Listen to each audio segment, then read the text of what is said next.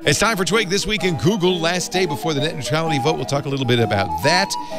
We have some new apps from Google, a new camera app that's really sweet, and a couple of they're kind of silly. And we'll unbox something big and heavy from Google. By the way, the Google Home is upside down. It will work best if you turn it over. Oh, This Week in Google. Next. Netcasts you love. From people you trust. This is Twit. Bandwidth for This Week in Google is provided by Cachefly. CACHEFLY.com. This is Twig, This Week in Google, episode 435, recorded Wednesday, December 13th, 2017. Worst Queso scenario. This Week in Google is brought to you by Video Blocks from Storyblocks. Get all the high-quality stock video, audio, and images you can imagine for just $149 a year. Go to videoblocks.com/twig today. And by Sonic, Twig's 10 gigabit fiber internet service provider.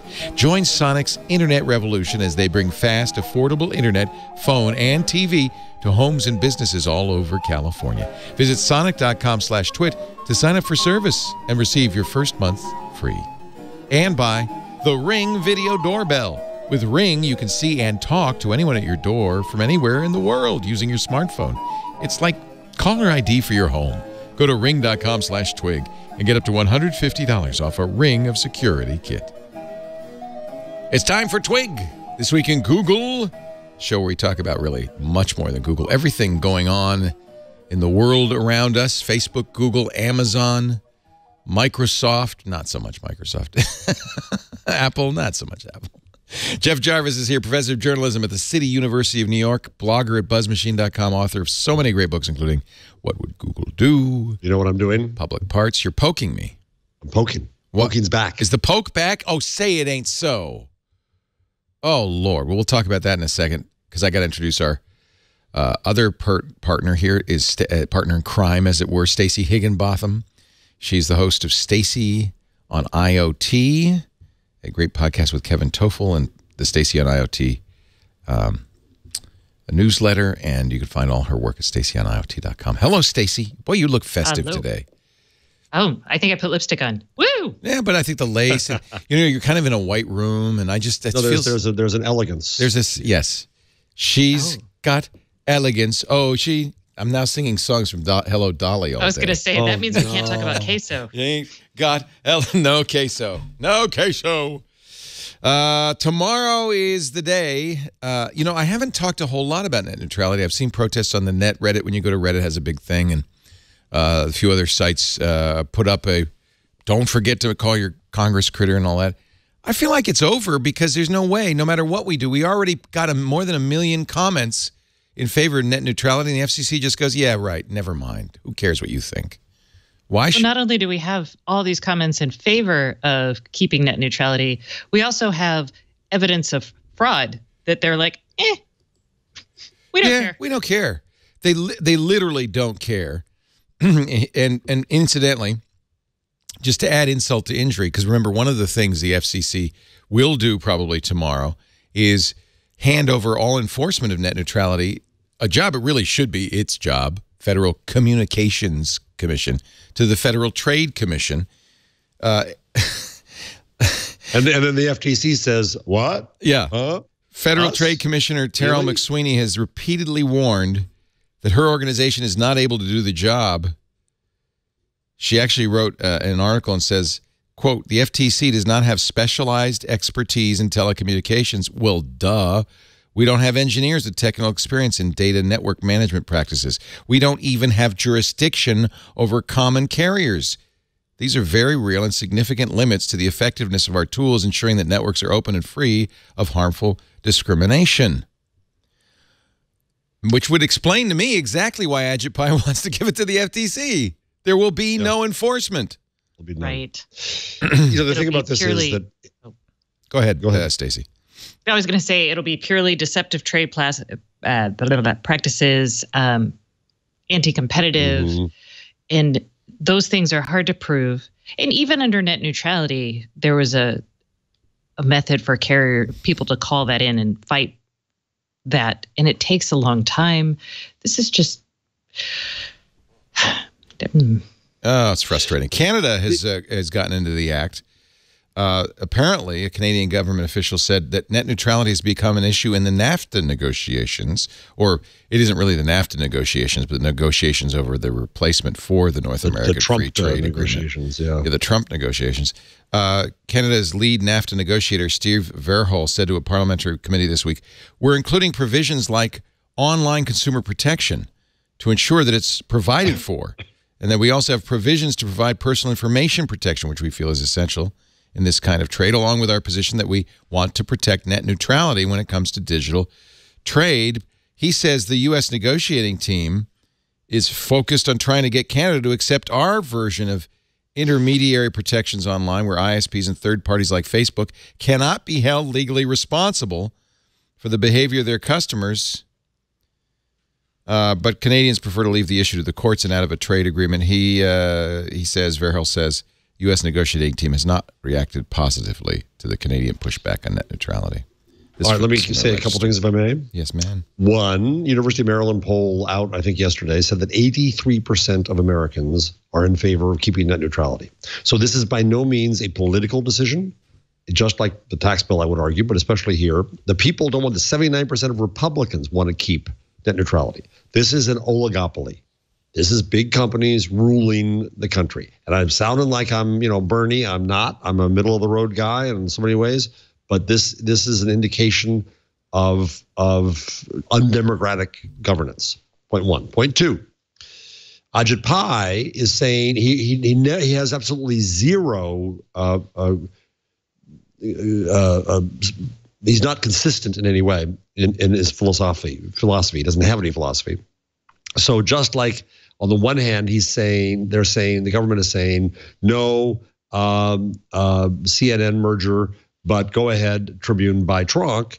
In this case, Ajit Pai is saying the phone companies and the ISPs should be able to do whatever they want, whatever the heck they want, that's fine. However, then he turns around the next breath and he told Tucker Carlson last night that there ought to be a law, investigation or something, stopping Facebook and Google from disadvantaging conservative content. Well, free speech is includes the right to edit, includes the right to say what's hate speech and not to have that on your platform. But that's the meme that's being put out there. And there's no consistency in any way between those two things. A guy named Jeff Jarvis on MSNBC said it all. He said, this is all about enabling the oligopoly of cable and the telephone to control the net. See a tie. Yeah, tie. For those of you listening, I have a tie. He's wearing a black suit and tie. And you look much nicer. Hey. Well, hey. You dress up for Stephanie Rule. You say, yeah, Stephanie, yeah. By the way, she calls you one of her favorites. Fave, I think it was. A fave, one of our faves. I almost don't want to bring this up because I don't think we can influence the vote at this point. I don't think there's much we can do about it. What should we do? You still could call your Congress critter. And should. You could. And you should, because there was a Republican congressman who came out against it. So there's a couple things. After this vote repeals it, then the process will happen again. We could have a lawsuit. We could find another case. You can also expect, it's possible that it's a shame no one got Trump upset over this. And so Trump could tweet, I want the net to stay free. Because then, Ajit Pai would have to go around. There's not a lot to do. No, but you can do what the internet pioneers did. They wrote a letter. Scathing letter to members of the House and Senate. We are writing to respectfully urge you to call on FCC Chairman Ajit Pai to cancel the December 14th vote. We are the pioneers and technologists who created and now operate the internet, including Vince Cerf, Steve Wozniak, Paul Vixie, Stephen Wolf, Ron Rivest. These are names you all know. Ted Nelson, Susan Landau, Brewster Kahle. These are the Whitfield Diffie, Vinton Cerf, the father of the internet, Tim Berners-Lee, the creator of the World Wide Web, Steve Bellevin. Who tweeted yesterday that net neutrality is what enabled him to invent the web. He needed a permissionless environment. Thank you. So people who say, oh, you guys are out of touch, you know, we don't need net neutrality, we don't want more government regulation. Okay, don't believe us. But do you believe the people who invented and run today's internet? Do you believe them? Because they seem unanimous. This is a list of who's who. Boy, is it. Unanimous in their contempt for what is happening tomorrow. Contempt is a good word, because that's exactly how Ajit Pai is reacting by moving forward with this vote. He has contempt for us, for the people, for 86% who said we want net neutrality, for the creators and pioneers and people who run the internet. Complete and utter contempt. All he cares about is lining the pockets of the telcos and the ISPs, the big guys. And he also has a contempt for the facts, in the sense that he says this isn't a problem when it's actually been a documented problem. I'm just so baffled that this is actually going forward. And yes. Yeah, and as Stephanie Rule said today to me, it's not, you know, the violations are not going to come quickly. They're going to come slowly. I said at the end of the show, I'm a frog, and it's getting a little warm in here. Yeah, it's going to happen in subtle ways. But it's already happening if you look at things like zero rating. Zero rating, absolutely. Zero rating is a net neutrality. It's just a friendly one. Right. And now in the coming years, we're going to see unfriendly ones, or we're going to see, I mean, we already see, if you think about things like data caps, when that began all the way back in 2008 with Time Warner saying, hey, maybe we shouldn't have all you can eat broadband. That was the beginning of the data cap efforts. And that very slowly over the next 4 years before Comcast kind of instituted theirs happened. And the carriers are playing a long game here, because right now they're the only ones with this asset. Yeah. Well, so Stacey, you mentioned a suit. Is there any scenario in which you can imagine a temporary restraining order on this, or anyone withstanding? I don't think it's a repeal of rules, so I don't think you can sue over the repeal. You would have to find a violation or something and sue over that. Like, you can sue when there was a lawsuit happening, and there's currently a lawsuit about the comments, but I don't think. Yeah, Eric Schneiderman in New York State is suing. I don't see that as. He found a huge number of the fake comments. What was it? The FCC wouldn't hand them over. What was it? 2 million. 2 million fake accounts. You could also go to a site and see whether, because identities were stolen. So you can go and look up your name and see if your identity was stolen for a fake comment to the FCC. Did we do that last week? Yeah, you weren't here, Jeff, but we did that last week. Oh, I see. Okay, yeah.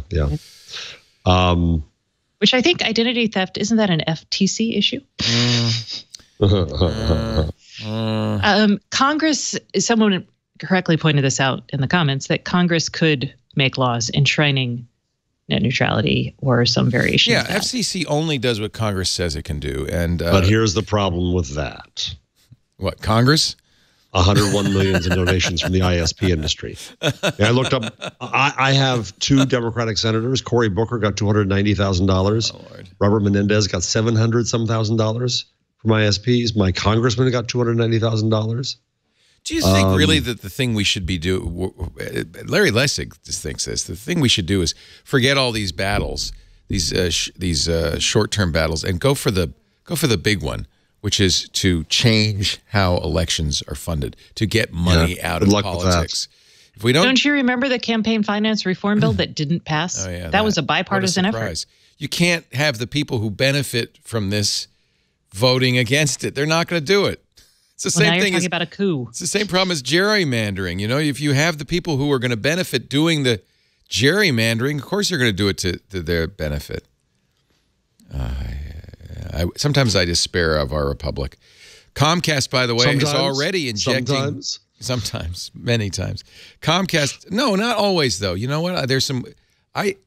If there's anything that's positive in this, is we're seeing our institutions chiefly the courts because Congress is useless, but some members of Congress, and then definitely the courts, holding the line, trying to preserve our republic. And I hope that they continue to do so, because if they get eroded, if all the institutions get eroded that are protecting us right now, then we've moved into a straight up African kleptocracy. And hey, I feel like we're kind of there. We're getting close. Oh, yeah. We're getting close. Comcast, if you think Comcast, oh, no, they're nice. They're nice ISP. For years, they've been injecting code into your websites, 400 lines of code to let you know you need a new modem that you don't even need. I see this all the time. I'm a Comcast customer at home. You do see it all the time. Yeah, it's easy to fix, and I think what we will do as a network going forward, because we're talking to technologically literate folks, is show you how you can prevent your ISP from snooping on you, from injecting code into your websites. It's not that hard. You can do it with routers and plugins and things. And I guess we're just going to have to start the resistance and how to keep your internet free. Oh my gosh, it's like Homeland. No, what's it like? No, Little Brother. It's like Little Brother. Little Brother. Cory Doctorow is a good friend. It's very much like Little Brother. Cory saw this coming years ago. Did you see the new Homeland trailer? No. I fell behind. I haven't seen anything since the fourth season. Really? Yeah, and I hear it got very good, and I just Lisa and I have to catch up. I didn't mean to. All right, that's net neutrality in a nutshell. It sucks. Yeah, depressing way to end the year. And you should stay in touch with your member of Congress. The thing I do want to remind everybody is maybe we can't get the influence of money out of Congress, but what does money buy? It really, in most cases, unless your congressperson is completely corrupt, which some are, it doesn't buy them a new home or a nice boat. It buys them votes. It goes into their campaigns. Yes. And who ultimately controls the votes? We do. So we do control the levers of power, and we just need to make sure that we get our voices heard, because ultimately the only thing that speaks louder than the money being poured into Congress right now is our voices as voters. So why wasn't there a soap of people level Silicon Valley fight this time? A lot of the big tech companies were not as... They had mixed feelings about this, didn't they? Yeah. Because ultimately they are incumbents, and they do benefit. Incumbents benefit from this, which is why it's really stupid of Ajit Pai to go after Twitter and Google, because they're natural allies of his. But he's not smart enough to really understand what's going on, I don't think. Hey, good news for donors. Patreon has backed down on its... Jack Conte, if he should just be in charge of Silicon Valley. He just seems like the most decent... I love Jack. ...guy. He listens. We met him he messed up when he and Natalie were Pamplemousse on, they performed for us several times in our studio. And I knew when he started Patreon, and I know he did it for the best of intents, because he himself was an artist and he wanted to support other artists. And it's really been a boon for a lot of creators in a lot of different fields, but especially podcasters. Then you remember last week, they decided to kind of flip how Patreon works. In the past, credit card service fees were paid by the creator, not the patron. They flipped it on its head, which meant that in many cases, $1 donated to a creator would end up costing you $1.50 in additional charges. The credit card fees, like 2.9% plus a 35-cent per donation charge. People howled, and it hurt creators. A lot of people canceled their subscriptions. Well, Jack has listened, and he has published a blog post. He's explained, I think he's explained well what he says. We messed up, we're sorry, and we're not rolling out the fees change. But he did need to explain what was going on. But he says it was poorly planned because it disproportionately affected the $1 and $2 patrons. So they're which is true of the entire credit card billing system we have. Yes. That's why everyone who's dreamed of micropayments, they do not work economically. Yeah. They just simply don't. And psychologically, I don't think they also work, but economically, they just can't be made to work. Right. And it's just a reality of the structure that's above him.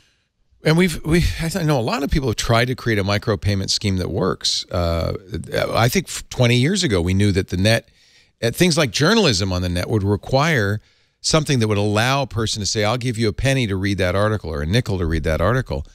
but never happened. It never happened, and it's because the financial institutions want to charge those large fees.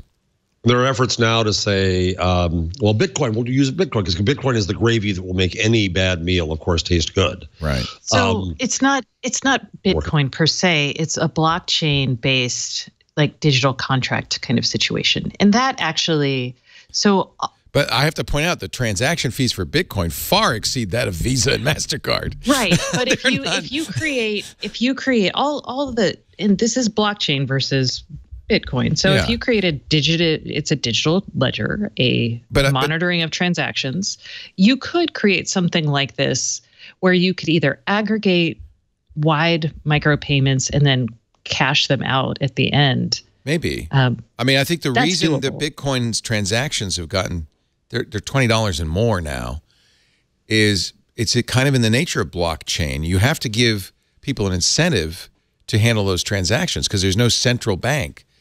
And it turns out people are just as greedy as central banks. They're not going to handle those transactions unless they get something for it. And so blockchain, you're right. I think the key, you actually nailed it, Stacey. The key is not blockchain, but the key is aggregating micropayments. That's what Apple does. Apple doesn't charge your credit card till you buy enough stuff. But we need some sort of aggregation system. But people want to get paid for their work, even if it's just Bitcoin mining. That'd be an interesting role for journalism. So a newspaper creating or a blog creating an aggregation platform that can fund, the ability to grab all those payments and then distribute There's them. a new startup called Civic. Have you heard of this, Stacey? No. I think it's called Civic. I don't know a lot about journalism, despite being a journalist. That's, I think, common. It's only us people who observe journalists that know anything about journalism. All right, I always left that up to Matthew. Civil. Join civil.com. I'm somebody I work with is enthusiastic. I'm a little dubious just because I think there's a high level of complication here. And they also think that it'll have. But anyway, I'm going off on a tangent here. I think that Jack did what he did for sensible reasons, but he listened quickly. And I think you have to give him a lot of credit for that. In a way, Jack's big mistake was taking investments. Once you take venture capital, the goal of the game changes. And I'm not. No, I'm having that argument with people like Jay Rosen and others that the VC is presumed bad when it comes to journalism too. Well, Axios got a big investment, and I tweeted, "Yay, good for them." People just came after me all over. Oh no, that's terrible. That's terrible. Venture capital money. I said, no, investing in journalism is a good thing. Yes, but you can have bad investors. They have a return structure that is problematic for journalism. I can, as someone who was inside a journalism startup that took a lot of venture funding, had to come up with a model that met the hockey stick. It killed GigaOM. It killed us. You see, how's Pando doing? Wasn't Pando Sarah Lacey's startup all based on investment? It was. Now, and Jeff, I would say no. We actually did several new models at GigaOM. The research model we pioneered was very new and was actually an example for the rest of the industry. The challenge is running those things and there were other challenges associated with GigaOM, starting with crazy salaries for our sales staff and some accounting issues around the research product. But at the end of the day, journalism doesn't pay. Uh-oh. And we had excellent journalism. This is the year of journalism. If journalism doesn't pay in 2017, it's never going to pay. Would you agree to that, Jeff? No. I think it's early days. I think we're still an inefficient industry. Just yesterday, I had a meeting of the top 20 people who were trying. So you disagree with Stacey? You think journalism can pay? Yes. That's what I devote my career to now. What are you? But the economics are going to be very different. It's going to be much smaller, and multiple revenue streams. And I don't think we've begun to reinvent the notion of what journalism is in this age. We are still, what we're trying to make pay us for what we used to do 100 years ago. Pay us for making articles. Journalism, that's journalism as factory, not journalism as service. Now, so for example, I had in 20 people at CUNY. We started a community of practice around commerce because I think it's an area that ought to be explored for the revenue, also because it pushes us to do user profiling, which I think is an important strategic effort.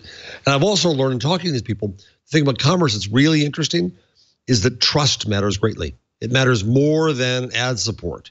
Because if you lie to your readers about a deal, they're going to be away in a second. So I heard the word trust constantly around the room. So that's not salvation. It's one of many revenue streams. And you're right, Stacey. GigaOM tried. Maybe it was too early.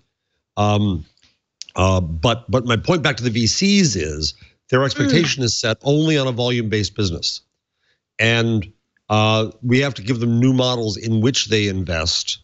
And we still need their investment. We don't have the cash to start stuff, and we can't just do things as mom and pops. So I would say that your thought about trust is absolutely correct. And at GigaOM, what we're banking on is the trust that our readers had in the reporters.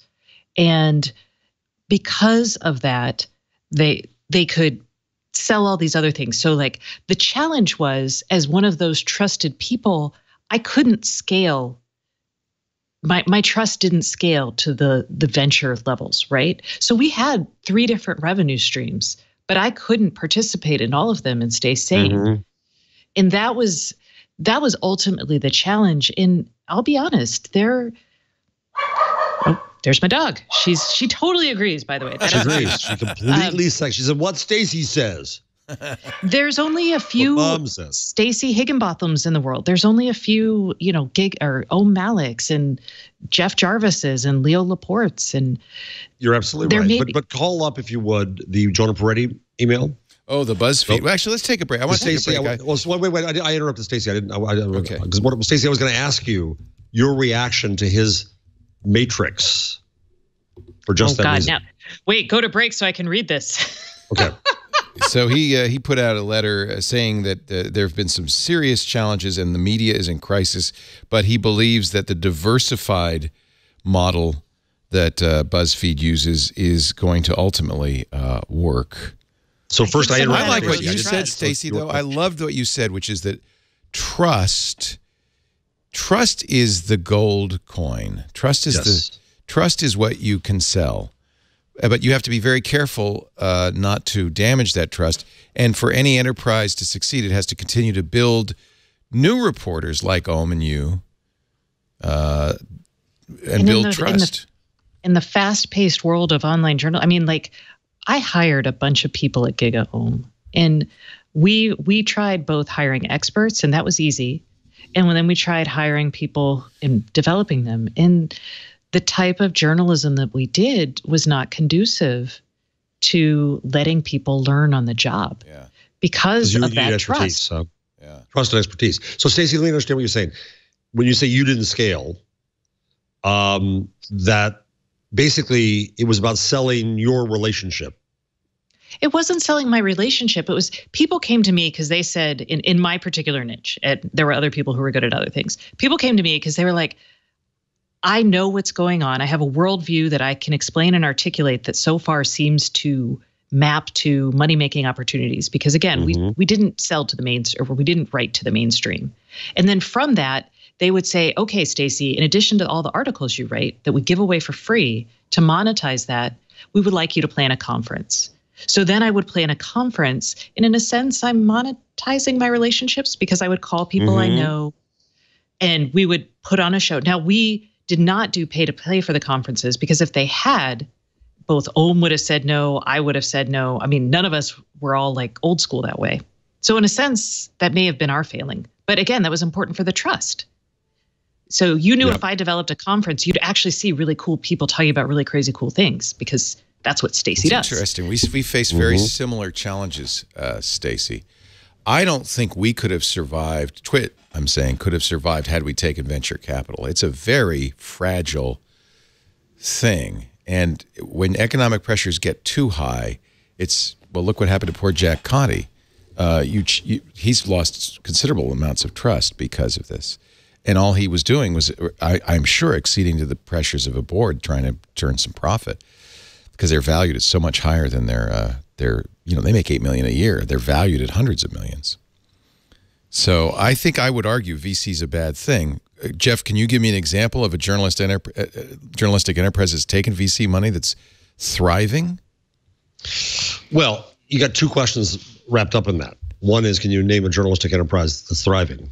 Well, Texas Tribune. So it's well, I would say the Washington Post, with the patronage of Jeff Bezos, is doing quite well. But Jeff is clearly not the kind of investor who's saying, and I got to see some profit right now. No, that's true. And the problem with that is, and I agree, and God bless, I wish Jeff Bezos would buy some more things, and he's turning out to be a very responsible owner.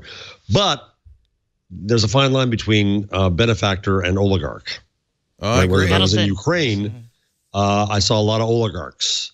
And so this notion of having somebody control the place, or Sam Zell in LA, and on and on and on. So the benefactor as owner depends greatly. And then at some point you give up. Don't forget the Grahams were probably not a benefactors model for many years. It's probably not a model. So but there's that first. So the first question is, it's hard to judge venture-backed media companies apart from the entire media industry. The entire media industry is what I was trying to say badly. Hasn't yet found and perfected the models in the mix. We're still in the experimentation stage. And unfortunately, Stacey, you suffered the scars of that. Right. But the lessons that you learned and taught, I think, will keep paying off for others as time goes on. You're the cautionary tale. Well, no, I'm also, when I started my own business, I did it with an eye to never taking outside investment, even though that was scary. You and I did the same thing, Stacey. Yeah. We learned a lesson. But you're scaling right now. I'm like, I'm kind of hovering. I don't think we're going.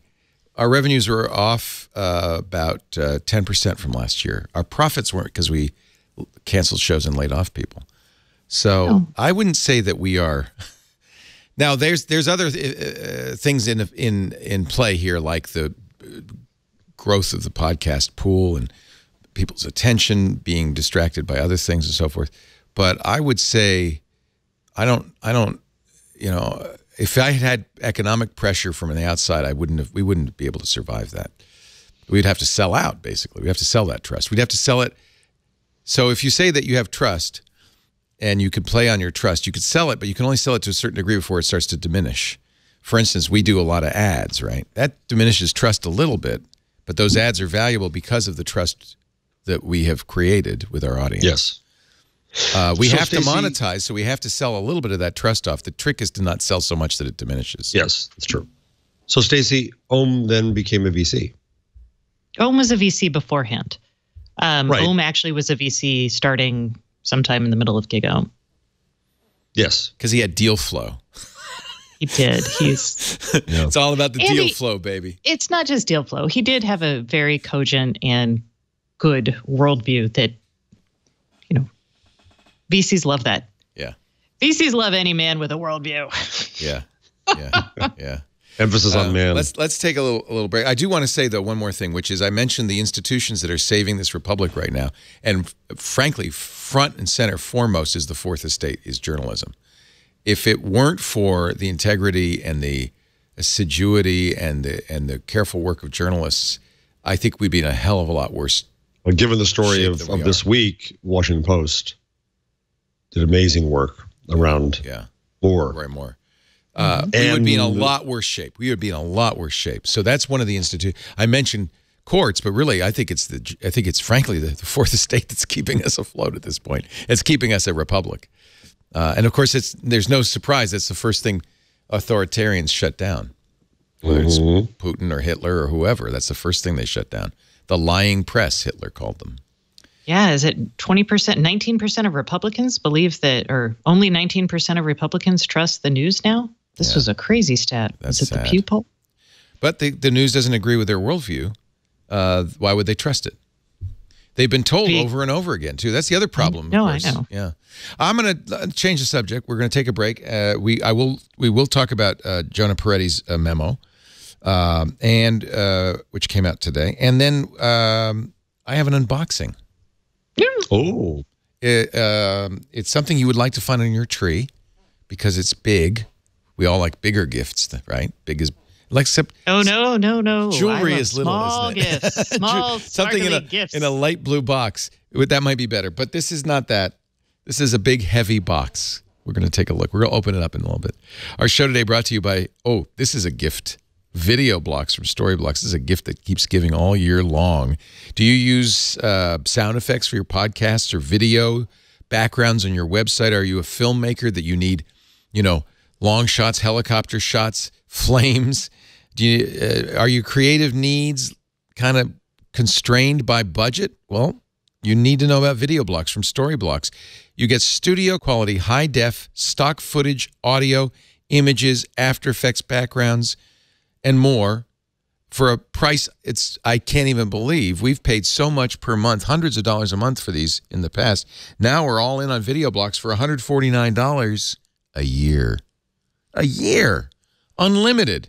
And these are royalty free. You can use them for commercial and personal projects. Everything you download is yours to keep and use forever. All the stock media your heart desires, including 150,000 videos, 100,000 audio clips, 400,000 images, After Effects templates, motion backgrounds. And there's new content added all the time, so there's always something fresh. And as a Video Blocks member, you also get exclusive discounts on over 5 million additional marketplace clips. You're buying directly from the artist, and I love the model here. The artist gets 100% of what you pay. So there's many, many more clips out there, and you get discounts on those. Don't risk the quality of a project due to the high cost of acquiring footage. Go to videoblocks.com.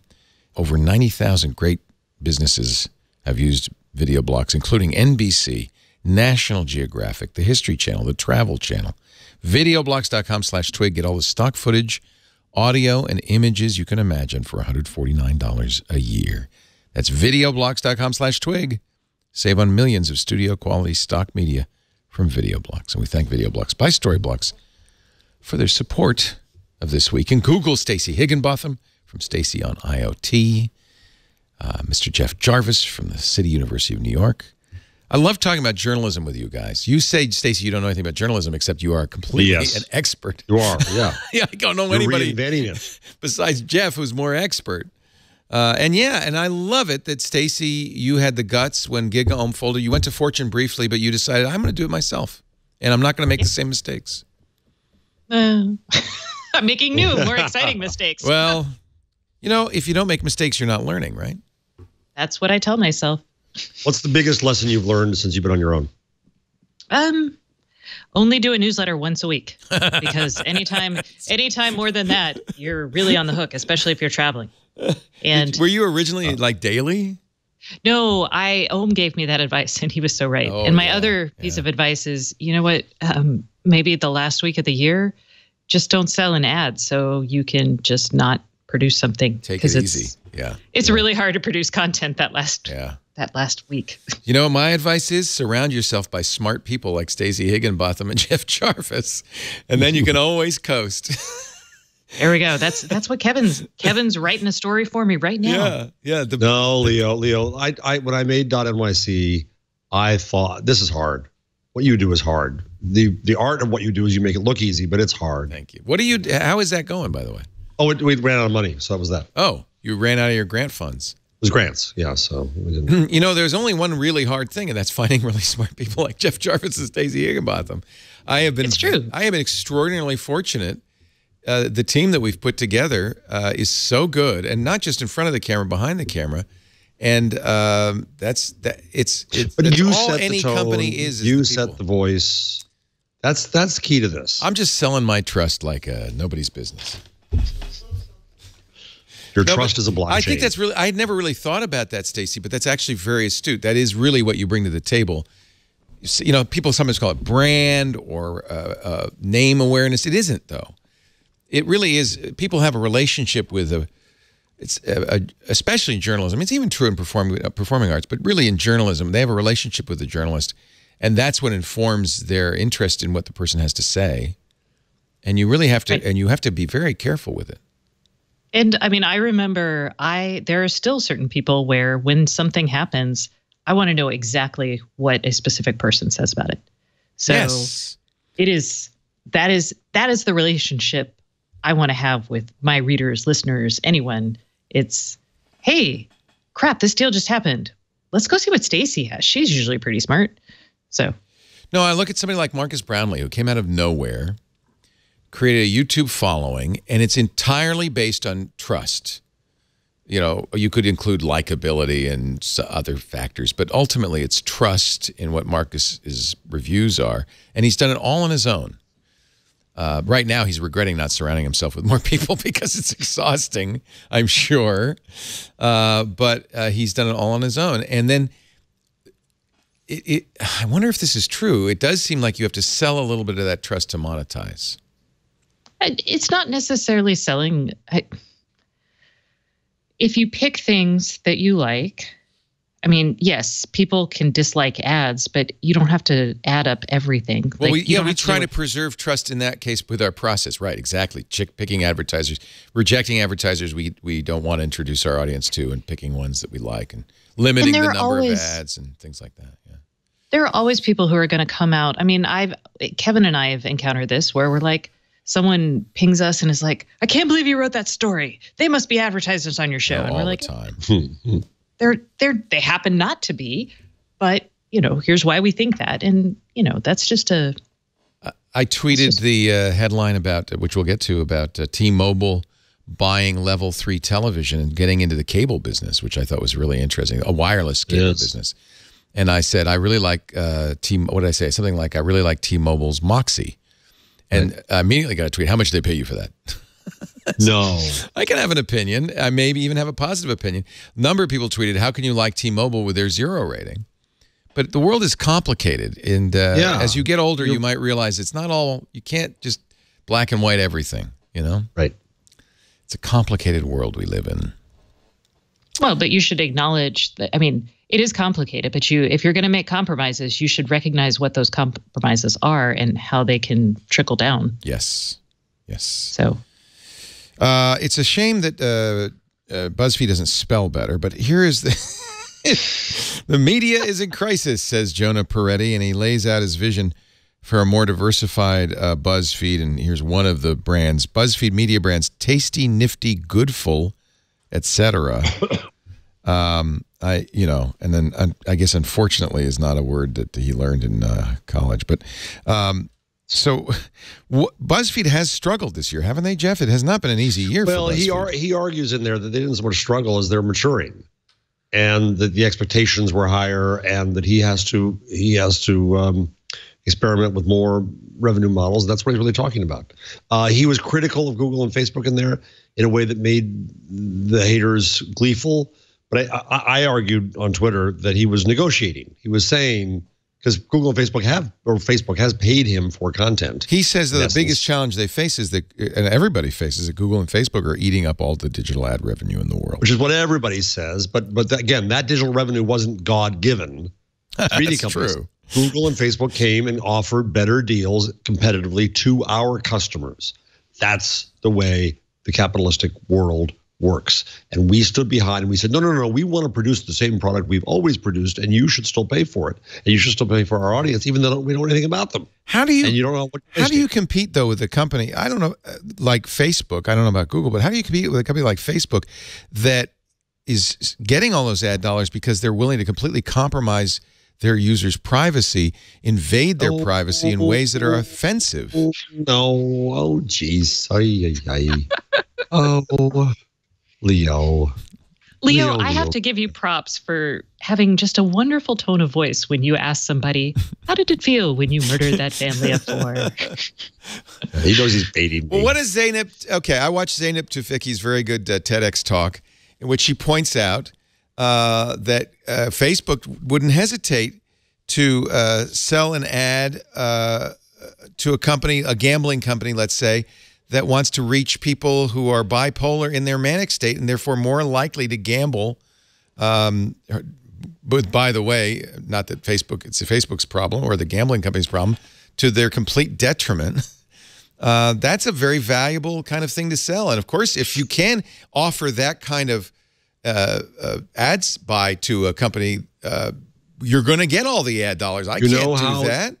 You know how never, the and I earliest wouldn't printing do press- that. I would never do that, right? Do you know how the holy, wonderful, sainted newspapers? Do you know how they made their money in their earliest days as a mass media product? How? Started wars. Patent medicines. Yeah, snake oil. Oh. Literally, Absolute lies. snake oil. Literally snake oil. But I don't sell snake oil. But wait a minute, I am not I'm them. quoting from Boo Srinivasan's wonderful book. Well, I didn't know this. I know. I didn't understand this, right? Tim Wu also mentions it in The Intention Seekers.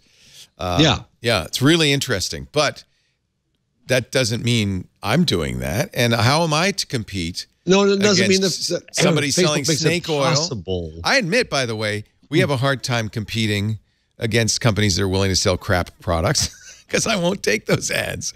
But it's worse if a company is willing to trade on what it knows about its users in ways that I find offensive.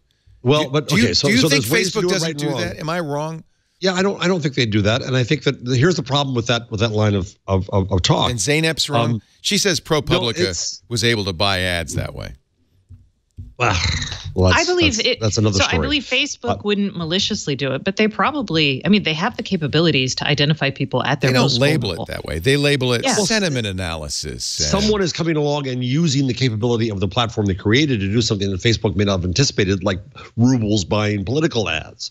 So they've got, Right. and they have to have a more moral structure built in to that architecture. I agree with that. But I also, here's the problem, Leo. I argue strenuously that media companies have to know more about their users.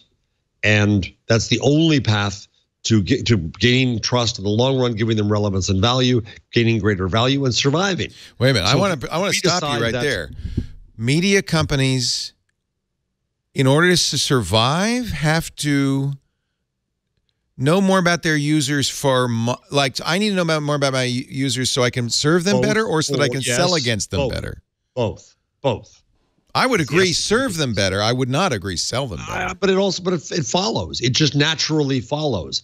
If I know you're a parent and I give you a product for parents, and I can then get higher value advertising. I can get I'm doing that. You're right, because we're selling. I just sold video blocks, because we know that many of our viewers are creators and would buy stock video footage.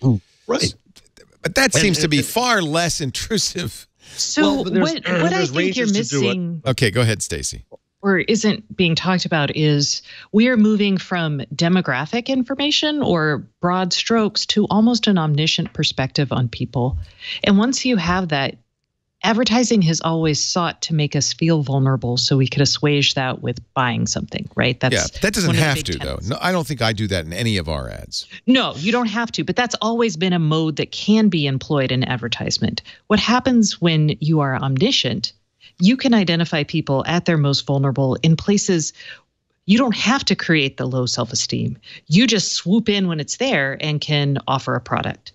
And I think that's almost predatory, and we're having a hard time discussing it because we don't recognize these companies as having, again, that omniscience. And the only thing we think of is, Sorry. I thought you were. Okay, here we go. Only thing we think is omniscient is God, right? And we've ascribed all sorts of moral rules associated to God. Oh, good so point. it's really kind of thinking about what the role is for something that has that power. With omniscience Jim. comes great responsibility. Right. So here's the question, Stacey. You're right, and that omniscience can be used for good and bad, and so what I think we need to do. So what happens is that Facebook has this targeting machine, and someone comes along and figures out how to target racists with giving them more racism, right? And Facebook didn't build it that way. That wasn't part of the architecture. And once it's pointed out to them that you can do that, or you can buy political ads with rubles, or you can do these other bad things, think like your Matt Cutts, you figure out how to cut it off. So what I would ask is, if we give Facebook the benefit of the doubt, insofar as they're not trying to build something that is intended to be used to get people that are vulnerable, but it is being used that way, what are the principles that you would suggest to them about how to architect this and what to guard against and what to look for? That, to me, is the constructive way to have this conversation. I think it's before you even begin. I think Facebook should recognize first, and I don't think it has done this yet, it should recognize what it's built.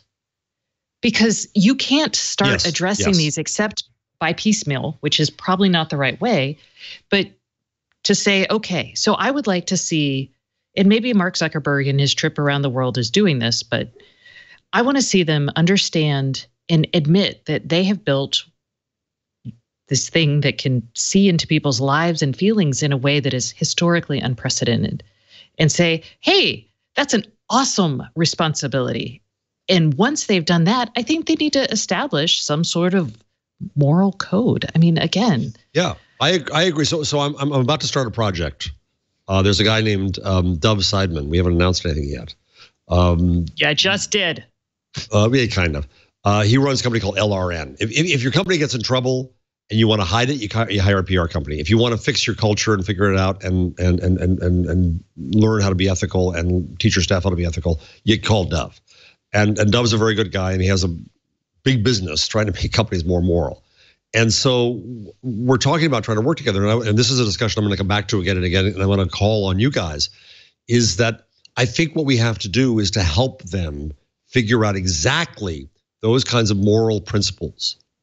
And so when it comes to, let's say, political advertising, I would argue that the way to get ahead of all this is to decide to set entirely new standards that leapfrog everybody else about transparency of political advertising, on who's buying it, what it says, what the message is, and who's targeted, and go overboard and say that's the right thing to do for the democracy.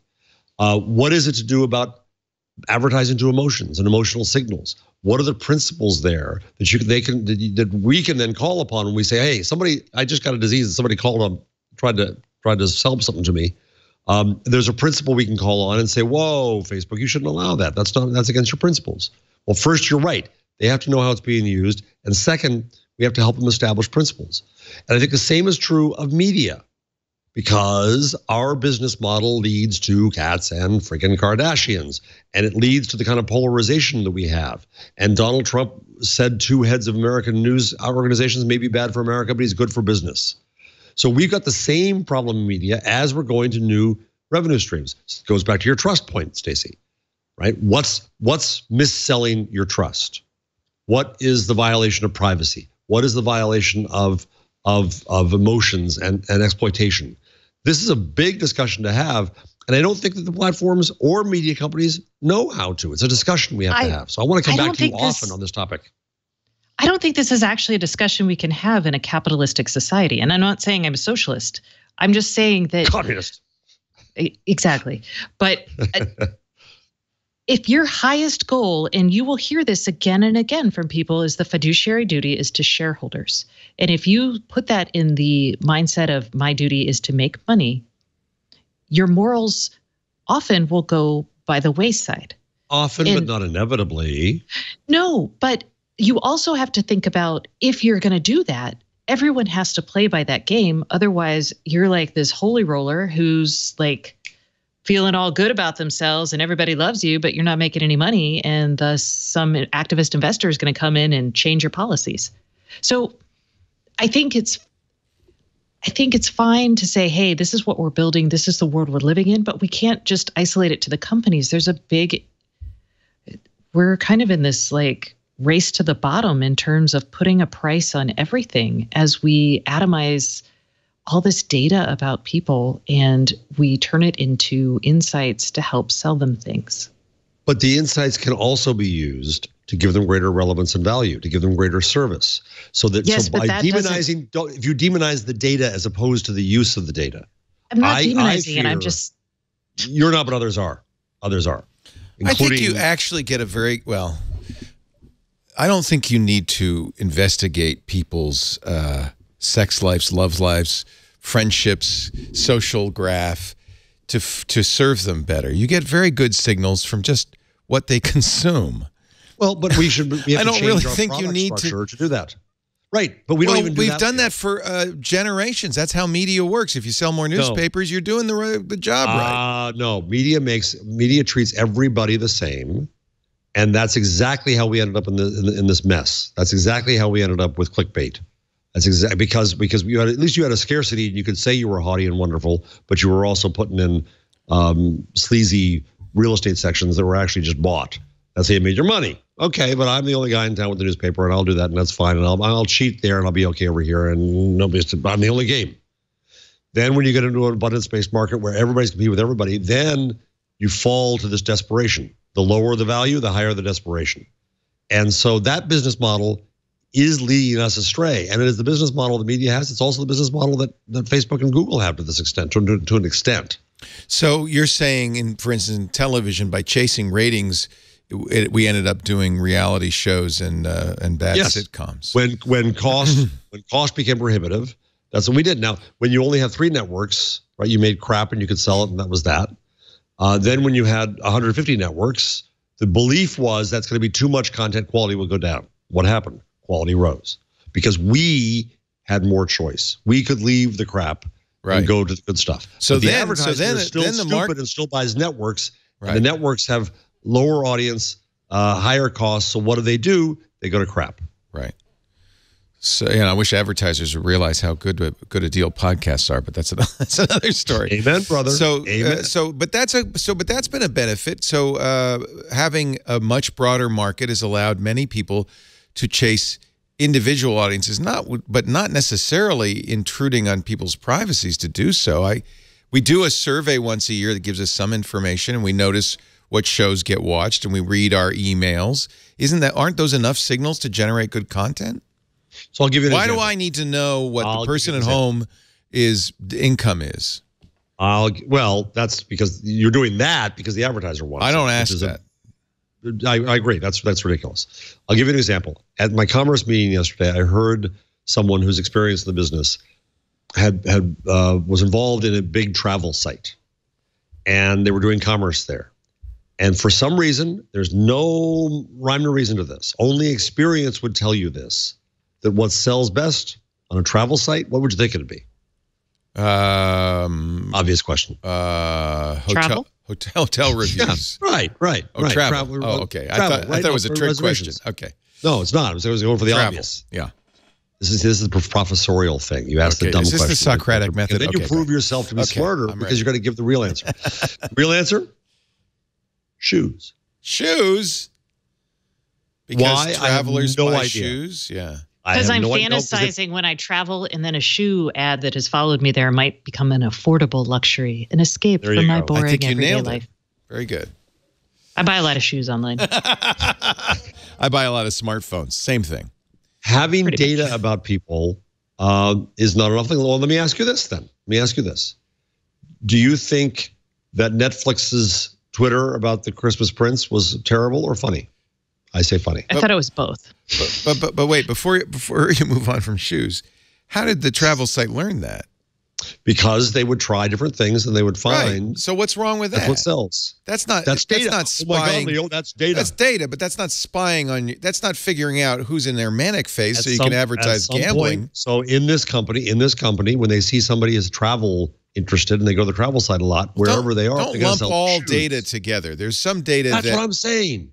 Don't. Yes, that's exactly what I'm saying to you. Don't lump all data together. Make data bad. The use of it. I'm not making data bad, but I'm saying that selling against a company that uses... Not all intrusive. No, it's not all intrusive. But a lot of what Facebook does is...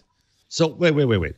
So this is what I'm trying to get you both to be constructive. So define intrusive to the point that you end up with a principle that they could enforce and that you could hold them to. That's the goal. That's the discussion we need to have. Instead of just saying, well, Facebook's just awful. They know all this stuff about you, and my God, what could happen? Well, the reason this came up... We've already established these. Look at, you don't advertise against medical conditions. Right.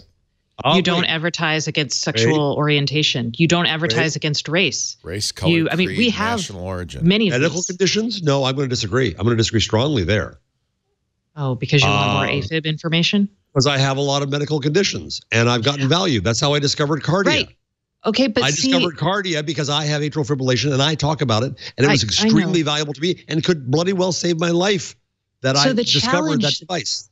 the challenge is what's useful to you there on Facebook could also be used to discriminate against you in hiring, for example. And there are other ways to find out about this. Regulate that. There are very good methods for finding out about products for your various maladies without resorting to advertising. I would never on have. Facebook. I wasn't going to go searching for it, Leo. I wasn't going to go. It came to me. Then you're lazy. It came to me, and I was no.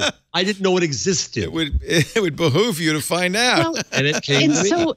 So here's the deal. By talking about something broadly, Jeff, you opened yourself up to it, and people would talk to you about it eventually. You would have found it regardless because you would have been like, oh, I have AFib. And someone would be like, hey, I don't know if you know this, but that's how we used to do it. That's how it used to work.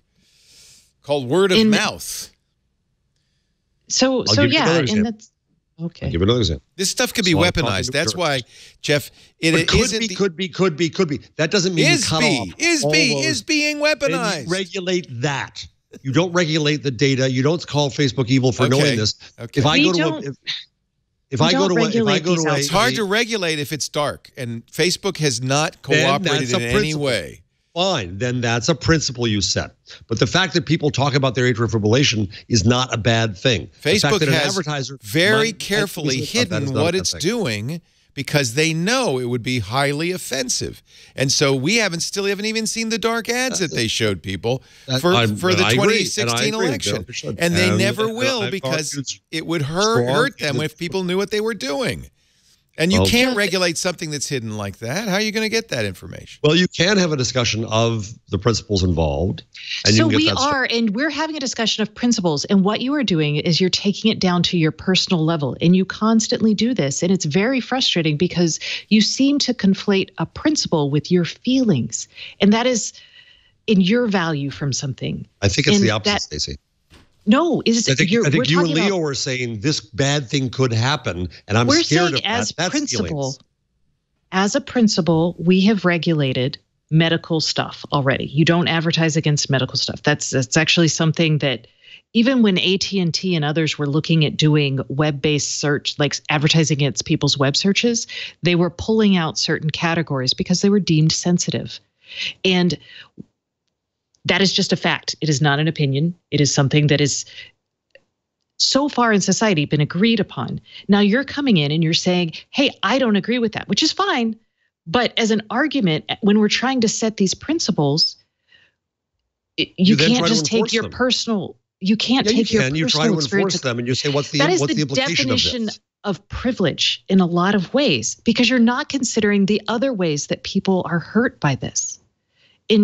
So when we're arguing about this, but you're not talking about it at this level, Jeff. You're talking about it at your own personal level. We need to take it up to talk about it from everyone's perspective. So throw your perspective in there, but that is not the end all be all. But Stacey, here's the problem. When you take it up too high, then you end up saying everything could be dangerous. I do understand that, but you're taking it too low, too personal. I'm just using an example. That's all I'm saying. I wrote a book about sharing, right? I believe that there's a value to society sharing. I believe that if you go to, which I sent you for free, by the way, I believe that if you go to the root causes of some of the issues here, they're not about the technology. It's not about Facebook. It's about our own society. Why are we ashamed of talking about being sick in the society? Well, there's a real tangible reason, which is that you could be affected in your employment. Then regulate that. That's Dana Boyd taught me that, right? You regulate the use of the data and the use of the knowledge, not the knowledge. And that there can be, and then don't cut off the opportunities that can come.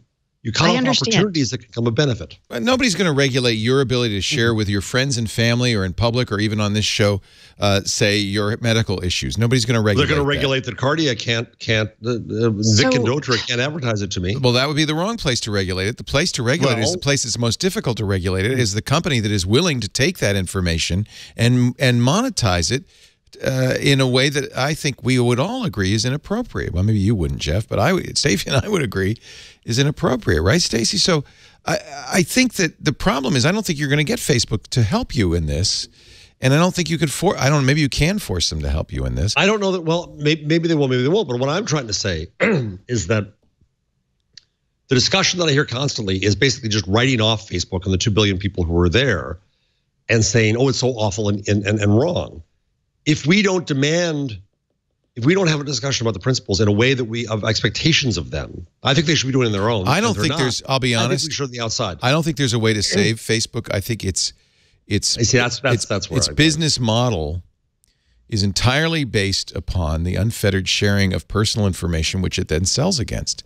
Okay, there's no way, from Leo, day one, that was its business model. There is no way to save media because media is built on exploiting tabloid interests to an extreme and inevitably leads to clickbait, which will inevitably lead us to where we are in our political atmosphere. There's no way to save media either. But of course, we try to save media because it's worth doing. And I'm not going to write off Facebook. I'm not going to write off Google. And I'm also going to do my Gutenberg spiel, take a drink, that we're early days. We've got to learn. We've got to have these discussions. Writing off, that's the essence of why that's moral panic. That's moral panic that says this is going to be awful and we've got to stop it. Well, there's huge benefits that get thrown out with the bathwater there. I'm only lately come to this point of view, though. I think that there is a problem. Go ahead. Outcomes.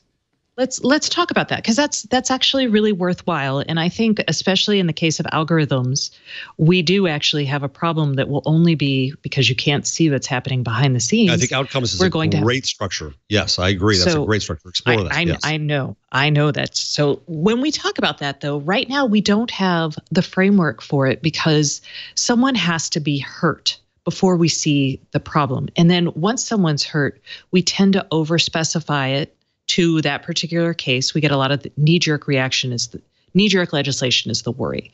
But we also then need to think about if we're going to regulate outcomes, how can we do it to offer retribution? Do we want to offer retribution to the person who's hurt as we discovered that, oh, maybe this was a bad use of data sharing? So we've got to think about that. We've got to think about how to do it quickly so someone isn't hurt a lot, or maybe multiple people don't have to get really hurt. We have to set up things in place to track when people get hurt and who gets hurt. Because right now, there's Black Lives Matter is all about people who've gotten hurt for years, and we've just ignored it because it was inconvenient. So if we're going to start talking about regulating outcomes, we have to think about how to build that into the way we work as a society, how we legislate and how we make laws.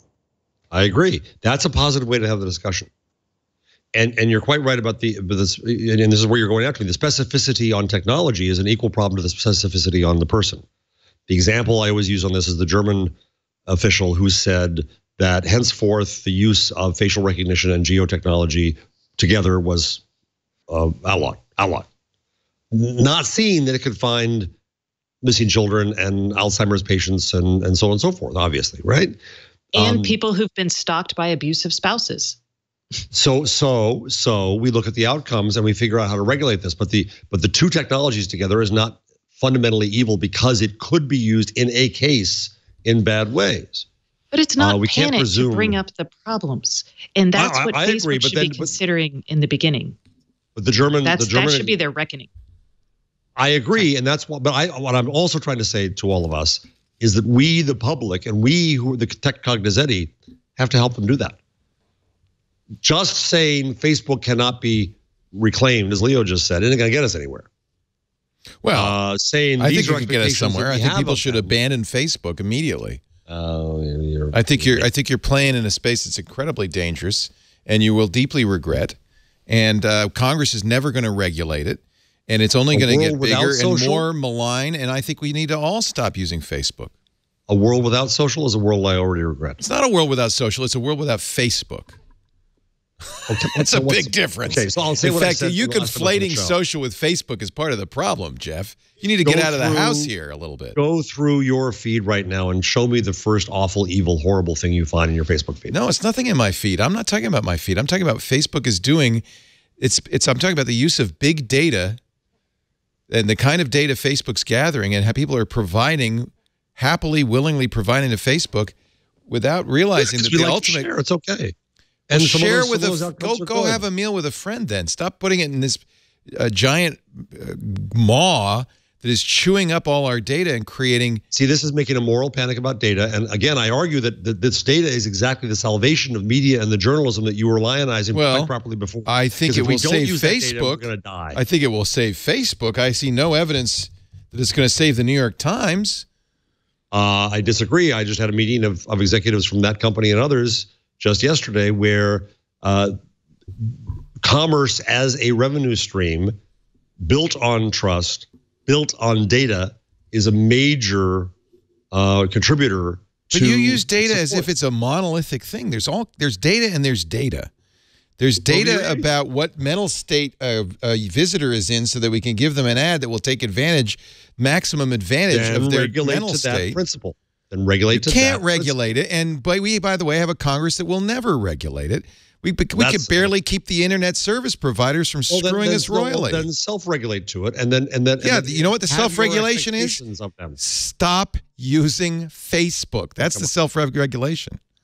That's a very, very, very good self-regulation. If everybody does that, then I won't worry. That too? Is Google well, Google's a more troubling problem because I don't know. You know, I don't know how we stop using Google. To be honest with you, you can easily stop using Facebook. That's a very low bar. So you can use whatchamacallit? What's the one that DuckDuckGo or whatever it's called? DuckDuckGo. You can use those, and you can end up getting absolutely I agree. Irrelevant search results. I agree. I used DuckDuckGo for a long time. It was Facebook is completely unnecessary. Google is a little bit more difficult to live without because internet search enables people to connect with each other. Wonderful things can happen on Facebook. That's just too cynical. It's not the only way it can happen. I don't understand why. I don't understand why you think it's the only way people can connect with each other. There's lots of ways you can connect. What do you want to invent instead? You don't have to invent anything. We've survived pretty well for a few millennia without it. Yeah, in a world that was controlled by a very few media companies, and that's the only way we could learn anything was from them. Here's the good news: that world's long gone, with or without Facebook. That world is long gone. So we no longer need Facebook to save us from the oligarchies. What you're complaining about is your fellow man and woman at some level. No, I'm complaining about Mark Zuckerberg's Facebook. It's very simple. I'm complaining about a company that is willing to mine personal data from people in a way that is offensive to make money, and I think it is a blight on our society. And I think we will look back and say it was. I think we already know it is. I think we've seen the results of it, Jeff. I have to do my caveat here, my full disclosure. I know. Because I haven't done it in this show yet. And somebody's going, you didn't do it in that show. So I started the News Integrity Initiative, which is funded substantially by Facebook, Craig Newmark Foundation, Ford Foundation, and others. I'm independent of Facebook. I'm critical of Facebook.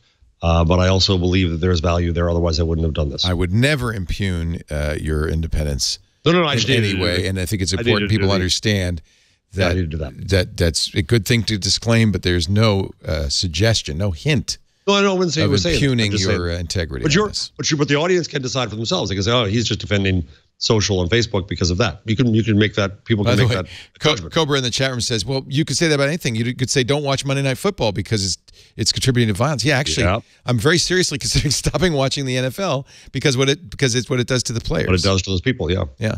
That's actually a very legitimate point, Cobra. I agree with you. I agree with you. Let's move to We're going to stop. We're going to stop. And we're done with the philosophical conversations. Yay. We have gifts. We have toys. We have an ad from Sonic. We'll have more with Jeff Jarvis and Stacey Higginbotham. No, I think it's really a great conversation. Very important conversation. And I think it's crystallizing. I think the timing, it's becoming more and more of an important conversation. Let's say that. Our show today brought to you by a company that is doing everything it can to preserve net neutrality. You know, there are internet service providers who believe in net neutrality, and one of them is Sonic. And I know it because I know Dane Jasper, the founder. I've known him since he started Sonic. I've been a customer since he started Sonic. In fact, we're customers right now. In fact, if you're watching this show, you can say, thank you, Sonic. We are literally brought to you by our 10 gigabit fiber internet connection to the outside world through Sonic. Too many people pay too much for unsatisfactory cable internet in this country. Sonic delivers fast, affordable internet, phone, even TV to homes and businesses all over California. Residential and business, fiber to the premise networks, gigabit connectivity. Look what you get, and look at the price. 15 email accounts, a gigabyte of storage, personal web hosting, including a new domain, fax line service, a home phone connection. You can port your existing phone number to it so you don't lose your number. unlimited local and long-distance calling. Remember we used to have to think about how much your long-distance bill would be? There's no long-distance bill. How about that? And let's not forget, gigabit internet, 1,000 megabits per second, only $40 a month. $40 a month. And incidentally, Sonic stands up for privacy, friendly local customer support, never caps the bandwidth, has affordable pricing, and believes in net neutrality. Will never, ever, ever block any bit of the internet. It's your internet. Get it from somebody who cares. Join the internet revolution. Visit sonic.com/twit. Receive your first month of Sonic internet and phone service free, plus bundle with Dish and save $120 on your Sonic bill. Visit sonic.com/twit. That's one way you could fight for net neutrality. If you're lucky enough to have a choice in internet service provider. Yeah, if only I could. Choose wisely. Love to have them. I know. Yeah, every time I talk to Dane, I ask him to come to Austin. Please come to Austin. Did Google ever get anywhere near you with the Google Fiber? They did. They went south. They had a lot of problems with their contractors. Yeah. So. And now they've kind of given up, haven't they? They have definitely pulled back. I think they're going to do some 5G stuff with millimeter wave and microwave. That may be the last hope is wireless internet. Maybe the last hope. I just filed. So I have a new column coming out in IEEE. I'm writing a column for them on the internet. That's geeky. Wow. It is. It's Holy cow. I'm impressed. So 5G is supposed to be in millimeter wave, specifically the fixed wireless access to homes could be competitive, but it's not going to help our rural problems. And you can learn more about that all the way in March, because this is a print magazine and I don't even understand. Remember those days? I'm sorry, when is this coming out? Did you out? ever write for print? I did some for Fortune, and then I had a print. Back in your newspaper days. Yeah. Yeah, I worked for a weekly for a little while. I worked for a daily. I started a magazine that was print. Really? What was that? Oh. It was my college magazine. It still exists now on the web. This is heavy. This is it. The new Google Max. Wow. That's big. It's bigger than I thought, and it's heavy. But bread boxes aren't that big. When it comes to, it's about the size of a large bread box. When it comes, it's now available for $3.99. I ordered it the day it became available. Got it 2 days later. The heavy's good when it comes to sound because it means you have a big old transformer in there. Oh, God.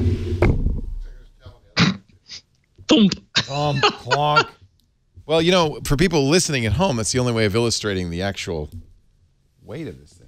It's kind of frustrating. They put a tear tab on one side, but not on the other. Oh, wait a minute. Yes, they did. There it is. Rip. All right, now. There it is. It's a fabric-covered speaker. It's the largest Google Home they make. This is pretty good. It's bigger than I thought. I was thinking that they were kind of hiding the size of it by not showing it in pictures with humans. But now that I a human have it in my hands, it comes with a rubber coaster to sit on that isn't attached to it in any way. I guess it is kind of it's like a magnetic. Why? Yeah, I don't know. It's not weird. So you don't scratch your furniture. Yeah, and also for isolation, right? Yeah. Attach base here for vertical orientation. That's why you could put it on either side. So it could be horizontal or vertical. Here's the plug, John, if you want to plug it in. Give it to me. Is it USB-C? Nope. Oh, jeez. But it's a standard power cord. It needs more power probably than USB-C can offer. Aha. Yeah. It's got on top of it. It's got. Am I supposed to tear this off? Yeah. Oh wow. You just voided the warranty. I don't know if I should have torn it off, because it's a sticker that shows where you raise the volume and touch and play, but it's not. I had that problem with the Google Mini. There's no on the plastic. It doesn't have anything at all. You just have to remember. Yeah, I feel like that's not the best designed decision. It's pretty by Google. It's pretty. All right, so I've just plugged it in. You can see on the front through the fabric. There's some lights going. It's like a Google Mini, only on steroids, right? So now I have I to guess. launch the Google Home app. Let's get my phone out here.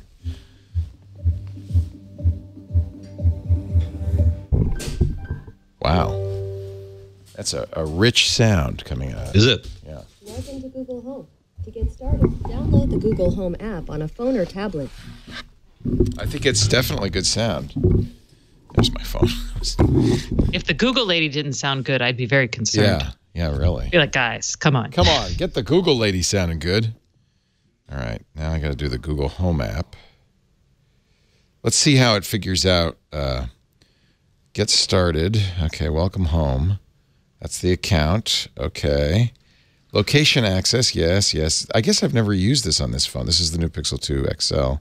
One device found. Look at that. I don't know how it knows. One device found. It sees my Google Home already, ready for setup. Because it couldn't possibly be on our Wi-Fi. It must either be Bluetooth LE or sometimes it's the noise. It's making a noise, right? Would you like to set that up? Yes. Let's see how I can show you this so you can see it. Your phone may disconnect from Wi-Fi during... Oh, sorry. You moved it. Go back to that other shot. Yeah, there you go. Your phone may disconnect from Wi-Fi during setup.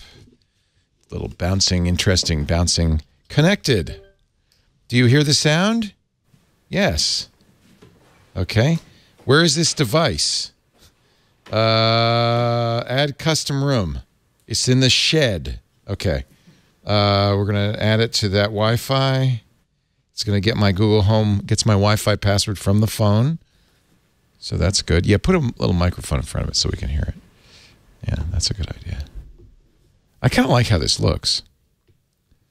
It is the size of a Sonos, roughly, isn't it, John? Would you say it's about Play 5 sized? Yeah. Little smaller. So that's a bright light behind the fabric. Looks very... Yeah, that's telling you that it's alive. It's alive. Yeah. It's alive. It's easy to see. I slid it off its rubber coaster, though. Let's get that back out of there. There we go. That'll probably help with the sound. Get personal results with voice match. That's the one where it knows who you are. My assistant can always recognize my voice. Yes, that's true. So I don't need to retrain it. It knows. Continue. Voice match complete. Choose your assistant's voice. Now I get a choice. This is new, right? We only had one voice in the past, right? Play sample. Hi, I'm your Google Assistant, here to help you throughout your day. That's one. Here's two. Hi, I'm your Google Assistant, here to help you throughout your day. Stacey, are you happy we can have a boy? He sounds a little I'm your robotic. Google Assistant, here to help you throughout your day. Yeah, a little. Oh, never mind that one.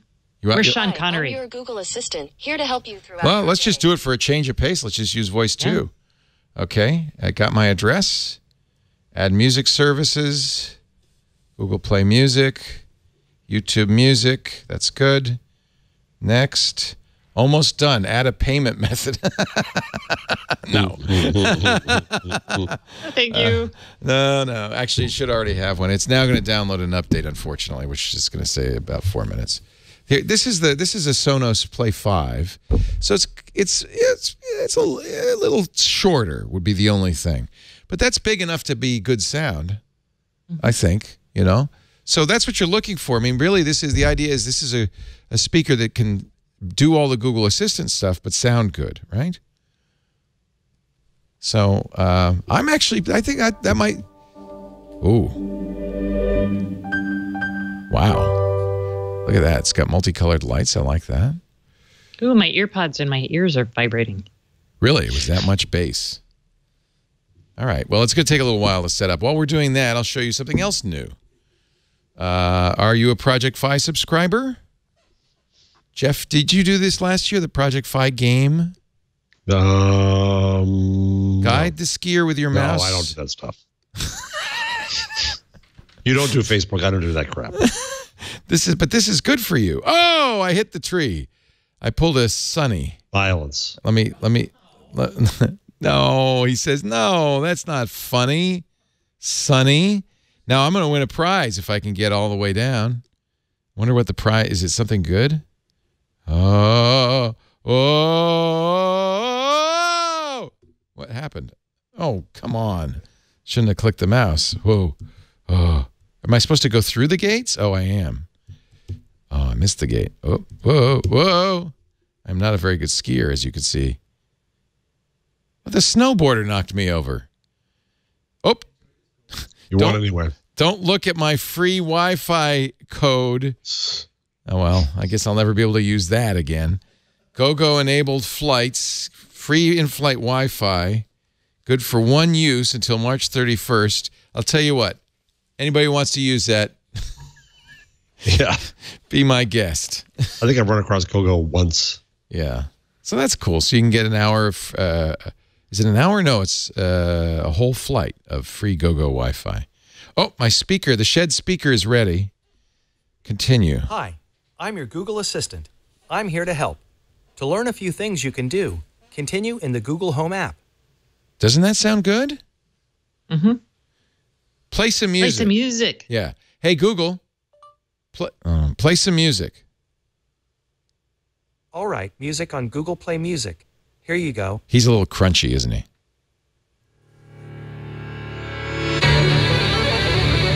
Wow. I'm going to take my headphones out so I can hear this.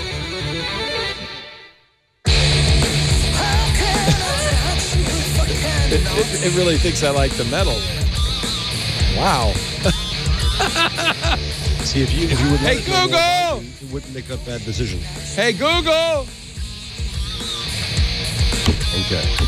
Hey, Google. Say okay. Oh, I said, oh, stop. Okay. Wow. Hey, Google, play some Frank They're okay. Sinatra. Playing Frank Sinatra on Google Play Music.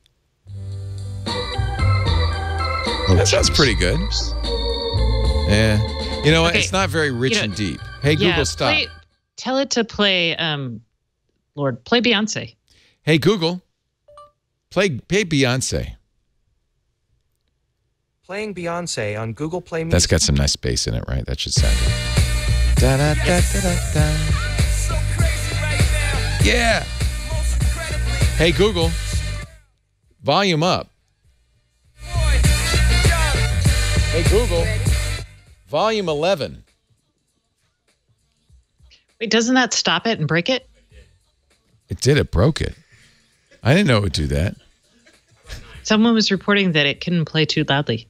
Yeah, it just turned it right off. Hey, Google, volume 8.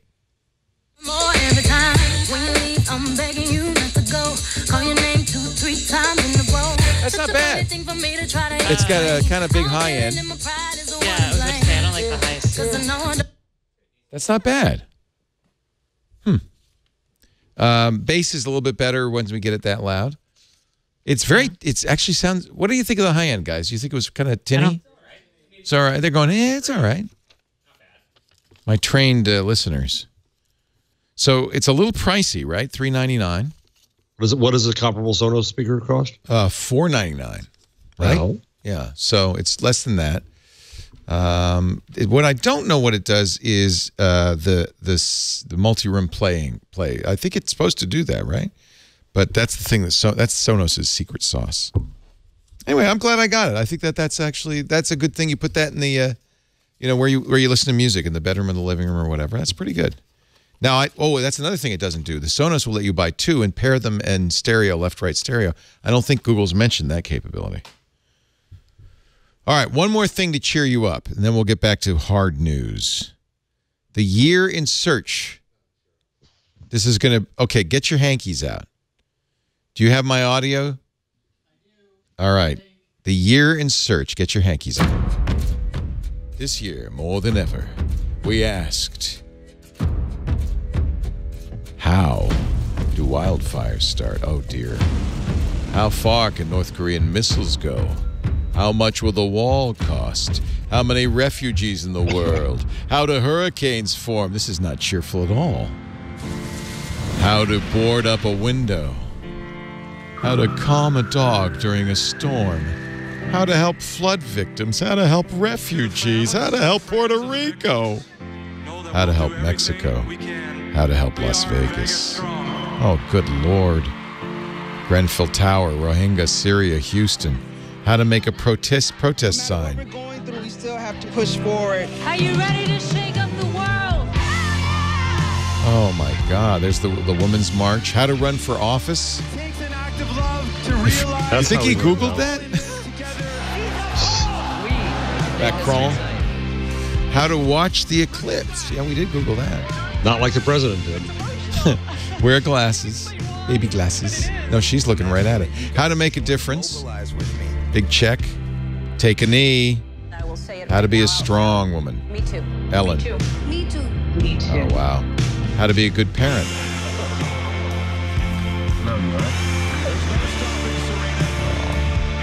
How to be a superhero.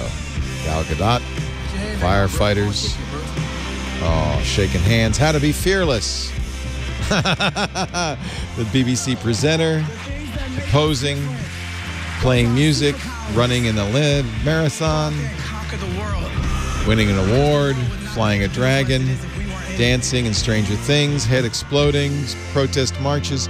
How to move forward. Search on. That's kind of politicized. What do you think? We're living in politicized time. I mean, I don't know if it's politicized. Some of them are, but if they're actually popular searches, a lot of people did say, hey, how do I run for office? Even I've Googled that. So good for you. Are you going to run? Not now. No. That would be a terrible Did politician. you ever run for office? Either of you? No. I ran for like student council president. That's the closest I got. And I think it was in 6th grade. It wasn't even in high school. That's the look back at 2017 top search trends. Yeah, it kind of does bring home some. The Google Home Max does allow pairing 2 units for stereo, says Fedway in our chat room. Thank you, Fedway. I'm glad to know.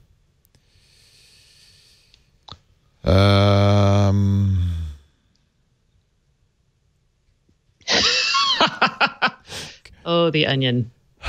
What did the Onion say? Are you looking at Onion headlines? That's a good way to cheer up. Repealing net neutrality will help spur innovation, announces face of Ajit Pai blaring from every computer screen in nation. Leo, last week, did you ever get the earbuds? I did. Did you talk about them last week? Yeah. What do you think? Are you wearing them now? Oh, I canceled the order. You should have. Rightly, okay, right? That's good what move. I was asking. Okay. Good move. Right, good. The thing that they really sold them on, the translate thing, actually, in hindsight, I feel like I drank the Kool-Aid at that event because, truthfully, it doesn't work as well as just doing it with the phone. The problem being that you hear the translation, but the speaker doesn't hear the translation, so can't identify errors in the translation. When you do it with the phone, it works exactly the same way, just as well. The only difference is that when the guy's talking to you, the translation is heard by both parties instead of just in your ears. It still requires a phone if you're using the earbuds. There's really no advantage to it. It's not some special magic that the earbuds do, the Pixel Buds do. Got it. Pixel Buds are hard to pair. They're hard to wrap up. Really, the sound is good, but not the best sound ever. For that price, I was able to buy at $149 the Jabra Sport Elite, which sound 10 times better and have many more functions, including heart rate monitor. It is, I'll tell you, the one nice thing about the Pixel Buds that I really, really did like, and I would like to see more of, is I was able to hear if you wear them around, you can still hear ambient noise because they don't seal the ear. Right. And any notifications that come to your phone, you can hear. If a text comes in, it says, you just got a text from Lisa. Would you like me to read it? And you could say yes, just without hands-free. It reads it to you. Would you like to respond? Yes. What would you like me to say? And you could do all that hands-free with the earbuds in. I think that's a nice feature, being able to hear notifications and respond to some notifications. So those. Let me show you something. I'm going to unbox. Just be right back. Oh, another unboxing. Ooh. We'll have a more complete review of the Google Home Max Saturday on the new screensavers. I will spend some more time with it. The other thing that Google did this week is 3 app experiments. Are you familiar with the app experiments? I'm not. I'm going to ignore that word even exists. Yeah, exactly. I'm like, they released some experimental apps, did they? Yes, app experiments. Nope. Cannot hear you. No, not listening. I agree. Not exactly a must have felicitous acquired someone neologism. to make experiments. Introducing experiments, exploring the potential of mobile photography. They're all three of them kind of dopey, but they're kind of interesting. So Storyboard is only on Android, and I'll show you how it works a little bit because I have all three of them. Two of them are available. Two of them, let's see. Two of them you can get on both phones, then there's one unique one for each phone. The Storyboard is unique to Android, and what it does is it takes any video in your phone and turn it into a comic book. And the problem is it doesn't seem to be actually using any artificial intelligence. And by the way, if you don't like the mix, you can once you get a video, you can load it, save it, share it, load a different video, and then swiping up will do a remix, or swiping down rather, will do a remix. But for some reason, it doesn't. It's like, for instance, that's the same picture. That guy's cut half. There's no people in that one or that one. It's like, at least Google, you have face recognition. You could attempt to center on a face. What's this panel? It's got half of somebody's hair. And that's exactly the same twice over. I did this at a staff meeting. And of course, people had fun with it. It's cool. But like, there's no reason for this panel. It's just so it seems like Google's not actually applying any of its artificial intelligence to the generation of these. It is cool that you can, just generate these panels. But what I found is you have to swipe through it a bunch of times till you find one that works. Like that one almost works, except for that empty one. So you just keep swiping till you get one that I tweeted a few that kind of worked. If you find one you like and then accidentally sweep away, you can't go back. So that's it. So sweep slowly. Sweep slowly. Make sure. I do. Maybe they're anti-conditioning us for Tinder. Like yeah, right. What's that? That's what. Why would he make a frame out of that? It looks. I don't know what that is. It's like. Is that just kind of part? Is it just too big? You have to shrink the image. No, that's the comic book. So sometimes it does cool things like split it into two panes. That's cool. Like I would save that, but. So it just doesn't. It seems like Google could have done better with this app experiment. This is a failed. What is it? Like what? That's his shoulder. That's the back of a chair. I don't understand why you would. Well, you would, because I was going through like a 20-second video and picking frames and then cartoonizing them and putting them in panels like a comic book. And it does seem like it likes smiles. Like it keeps picking this picture of Megan. It really likes Megan, I think. I don't understand it. Anyway, so that's one. I'll show you some of the iPhone ones here. Get my iPhone out. Actually, I don't have my iPhone, so I can't. Would you get me my iPhone? So that's Storyboard. There's Selfissimo, which really has no reason for its existence. Selfissimo is a selfie generator that basically just keeps taking pictures and puts them in kind of like you were at a photo booth, kind of. That one's iOS and Android. They're black and white. Snaps a photo each time you pose. Okay, that is super cute. I would do that 1,000 times with my child. Yeah, well, it's like a photo booth, right? Yeah, I mean, like, think about how popular photo booths are for like kids' parties. So here, I'll do Selfissimo. So can you show over my shoulder? Okay, so it says start, and then it just...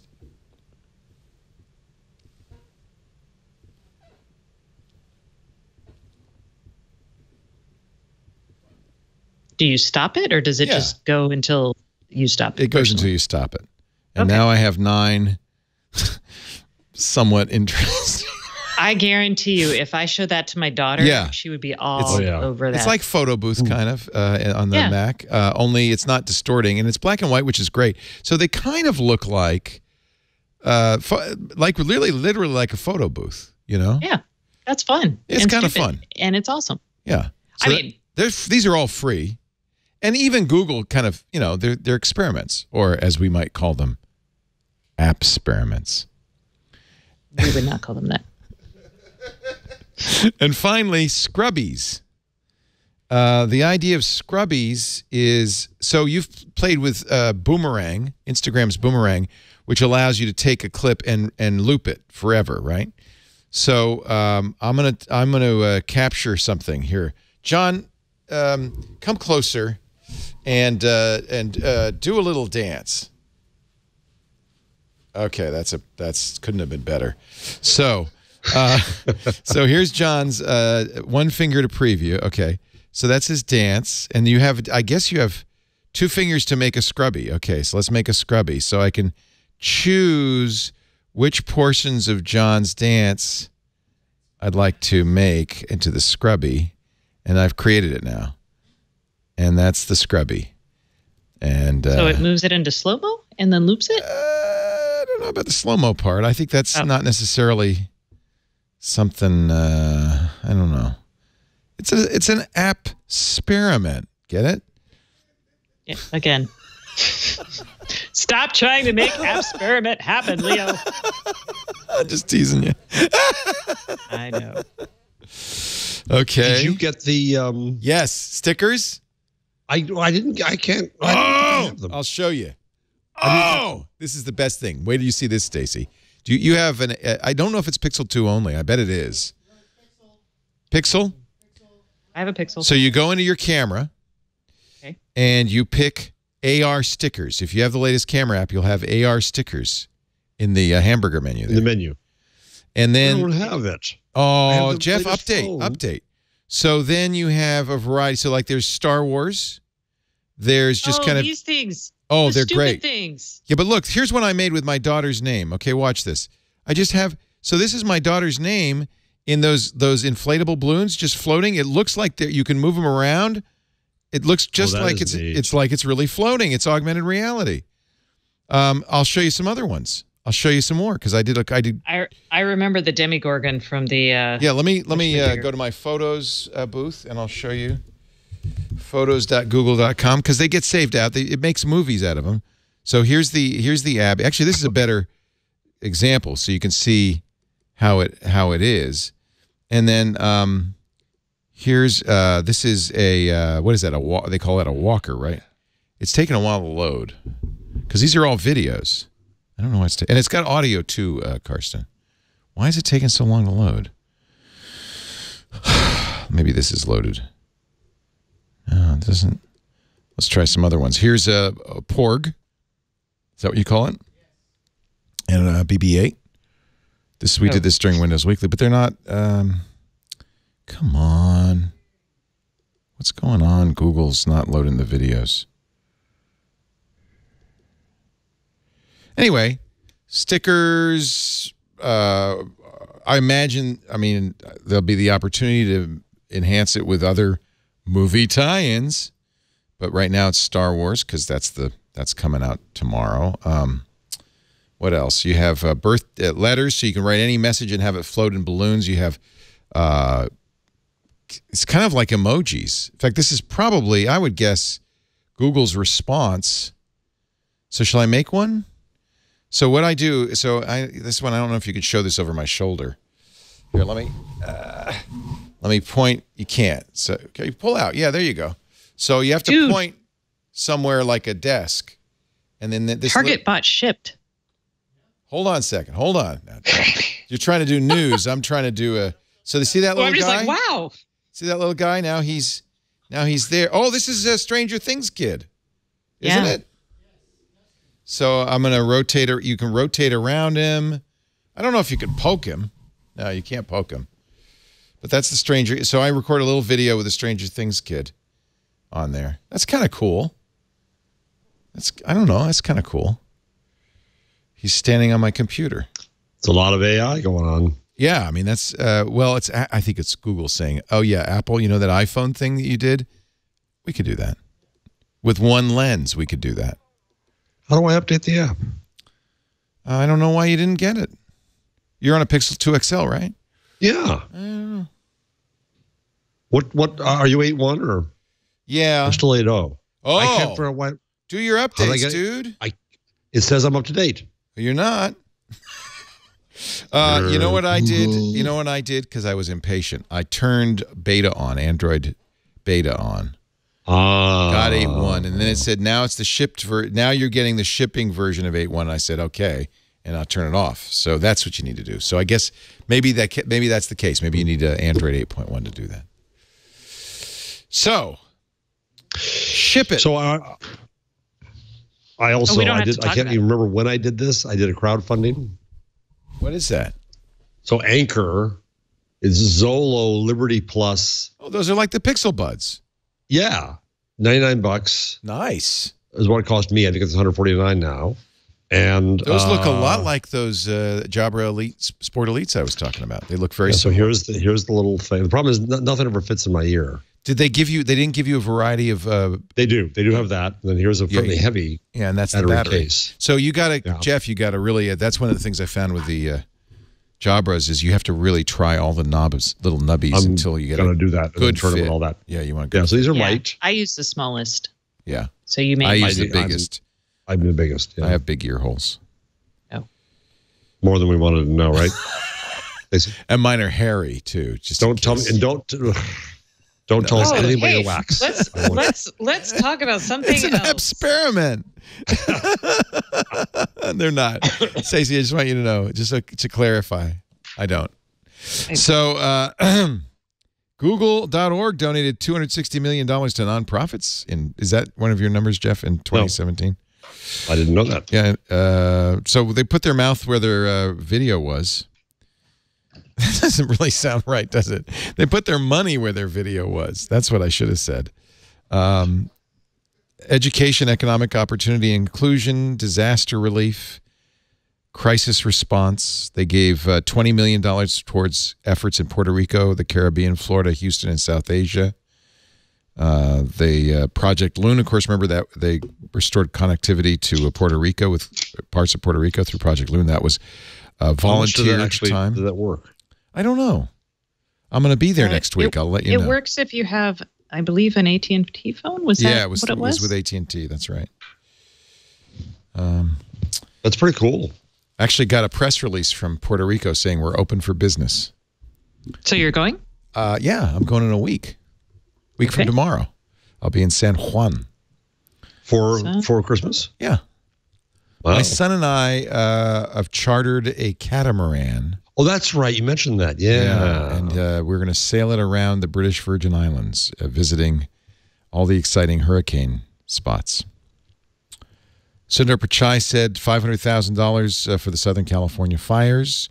Anyway, nice job. Thank you, Google. Of course, every company Google's size should be donating at least that much. At least. I think we should bring back tithing. What's 10% of Google's profits? More than that. More than that. If you're not going to pay taxes, you might as well donate your money. Exactly. Well, Facebook just announced that they're going to start booking their advertising revenue locally in the country and not sending it all to oh, bravo. Ireland. That's a big deal. I wonder how their shareholders feel about that.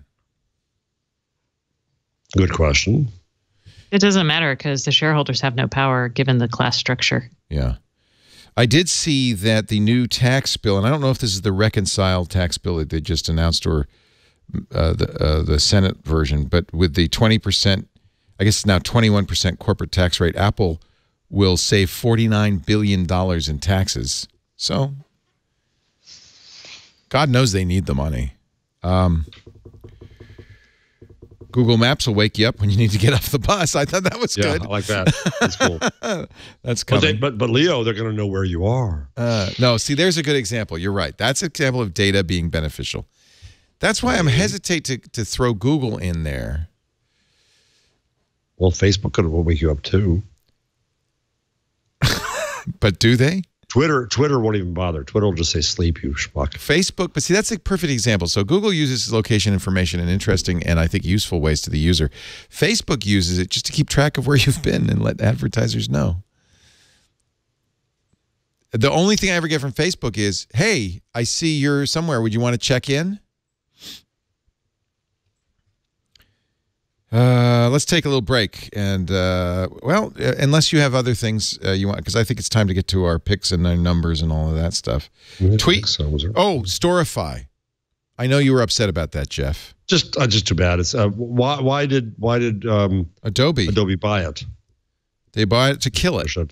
Yeah, Storify is saying, get your stories. Now, I remember Dan Patterson used it to great effect to cover Occupy. Yeah. So what was Storify? Storify was just simply a way to put tweets together in a way, any collection of tweets you wanted together so that you could preserve them and share them as a collection. You can no longer talk about Twitter's new functionality. Yeah, Twitter may have kind of scooped them a little bit. Storify says no new users, and we will end existing users' access on May 16th. Download your stories if you want to save them, but it doesn't seem that they've offered an API or any simple way to do it. And I'm seeing people complain. I have hundreds of stories on Storify. There's no easy way to get them all. That's a shame. And I'm willing to hate Adobe just as much as any man. Adobe's not a great steward, obviously. So Twitter is going to let you thread tweets now. You'll be able to do better tweet storms. I thought you could always thread tweets. Well, this is going to make it easier to do that. Oh, okay. Nothing fits in my ear. Twitter has banned a baby poop video. Video? The malicious app it was actually a malicious app.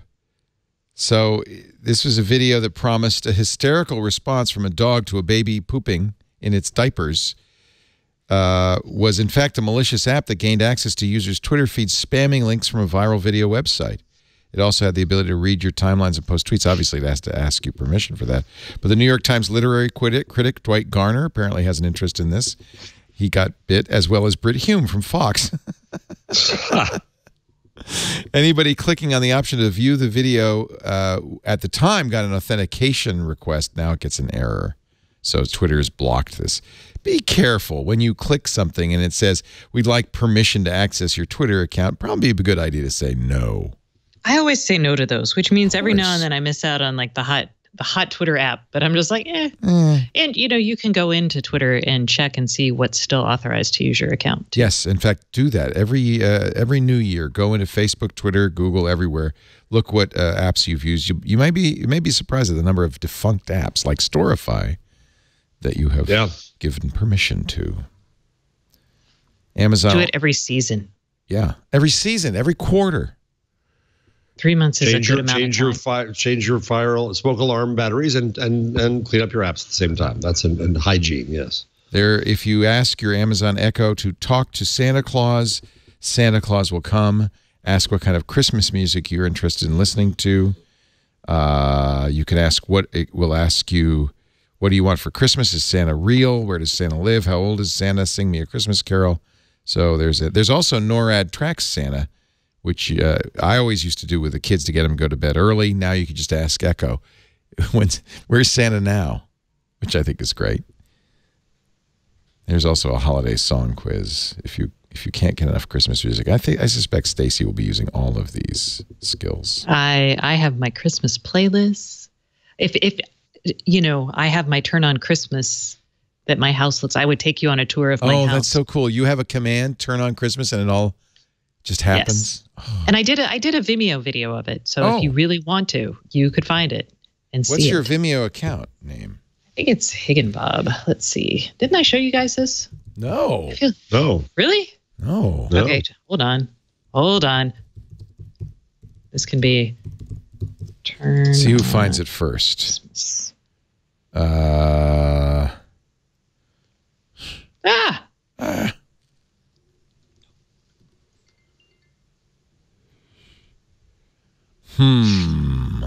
Oh, what if it's gone? I can't find Stacey Higginbotham on Vimeo. Oh, I think it's under Higginbob. B-O-B? Uh-huh. It turns out there's a Steve and a Ben and a Logan Higginbotham. Oh, here we go. There's a Stacey Higginbotham on Vimeo. Hold on. I'm going to shoot you the link. Let me click it. Copy. Pause. This is too sophisticated for me. Okay. Let's Google. Twig. Say hi to Santa. Sorry, I can't send messages yet. Okay, Google. When is Santa Claus coming to my house? My apologies. I don't understand. Okay, Google. Do you hate Christmas? Sorry, I don't understand. I hate you. All right, I stuck it in my Stacey's thing. Did you see? Did you do the show me your hoo-ha's thing? Did you ever do that? What? No, I can't do it because it's not family friendly. It's not friendly at all to anybody. Oh. But my wife showed me this. She said, "Did you know that you can ask? You can. Well, I think it was it Google or was it Echo? I think it was one of them. Show me your you know what's, and it does this whole dance. But then if you say show it a male part of the anatomy, it goes, I don't know what you're talking about. Oofa. So Yeah, and it still was not there. Wait. Okay. I know I didn't cover this story, but I just it came up. Did it come up? Came up. Or did you bring it up? It brought it up. It came up in my mind. Higginbob, what is it? There. So I put it in there. So now you can see it. Put it in if you want. where? It's in the Stacey's thing. Because that felt like a logical place to put it. Oh, there it is. This is you. This is your home. Mm-hmm. Well, let's save it for Stacey's thing. Would you like to use it as Stacey's thing? Sure. All right, save it. I want to see a few stormtroopers invading. Stormtroopers invading the the Higginbotham home. Oh, with the AR? Yeah. Excellent. I could show you what I did. Because I did a couple. I think I did a couple. Here's our BB-8. A BB-8 invading. Paul, you got BB-8 in your life. That's really looks good. It's pretty good, isn't it? What you look at is how well it's matched to the tabletop, which is not perfect, but it does. Given it doesn't have tango. Does it do a shadow? Yeah. Given that it doesn't have tabletop quality, tango quality sensors, that's not bad. Not bad at all. Not bad at all. Let me see. I wish I could get the other ones playing. You got BB-8 in your life. But I can't for some reason. I don't know why. Wait a minute. Here's the one I just recorded. Let's see if that... No, see. Seems to be a problem with Google Photos. Let's take a break. And the number, the thing, the stuff will all happen momentarily.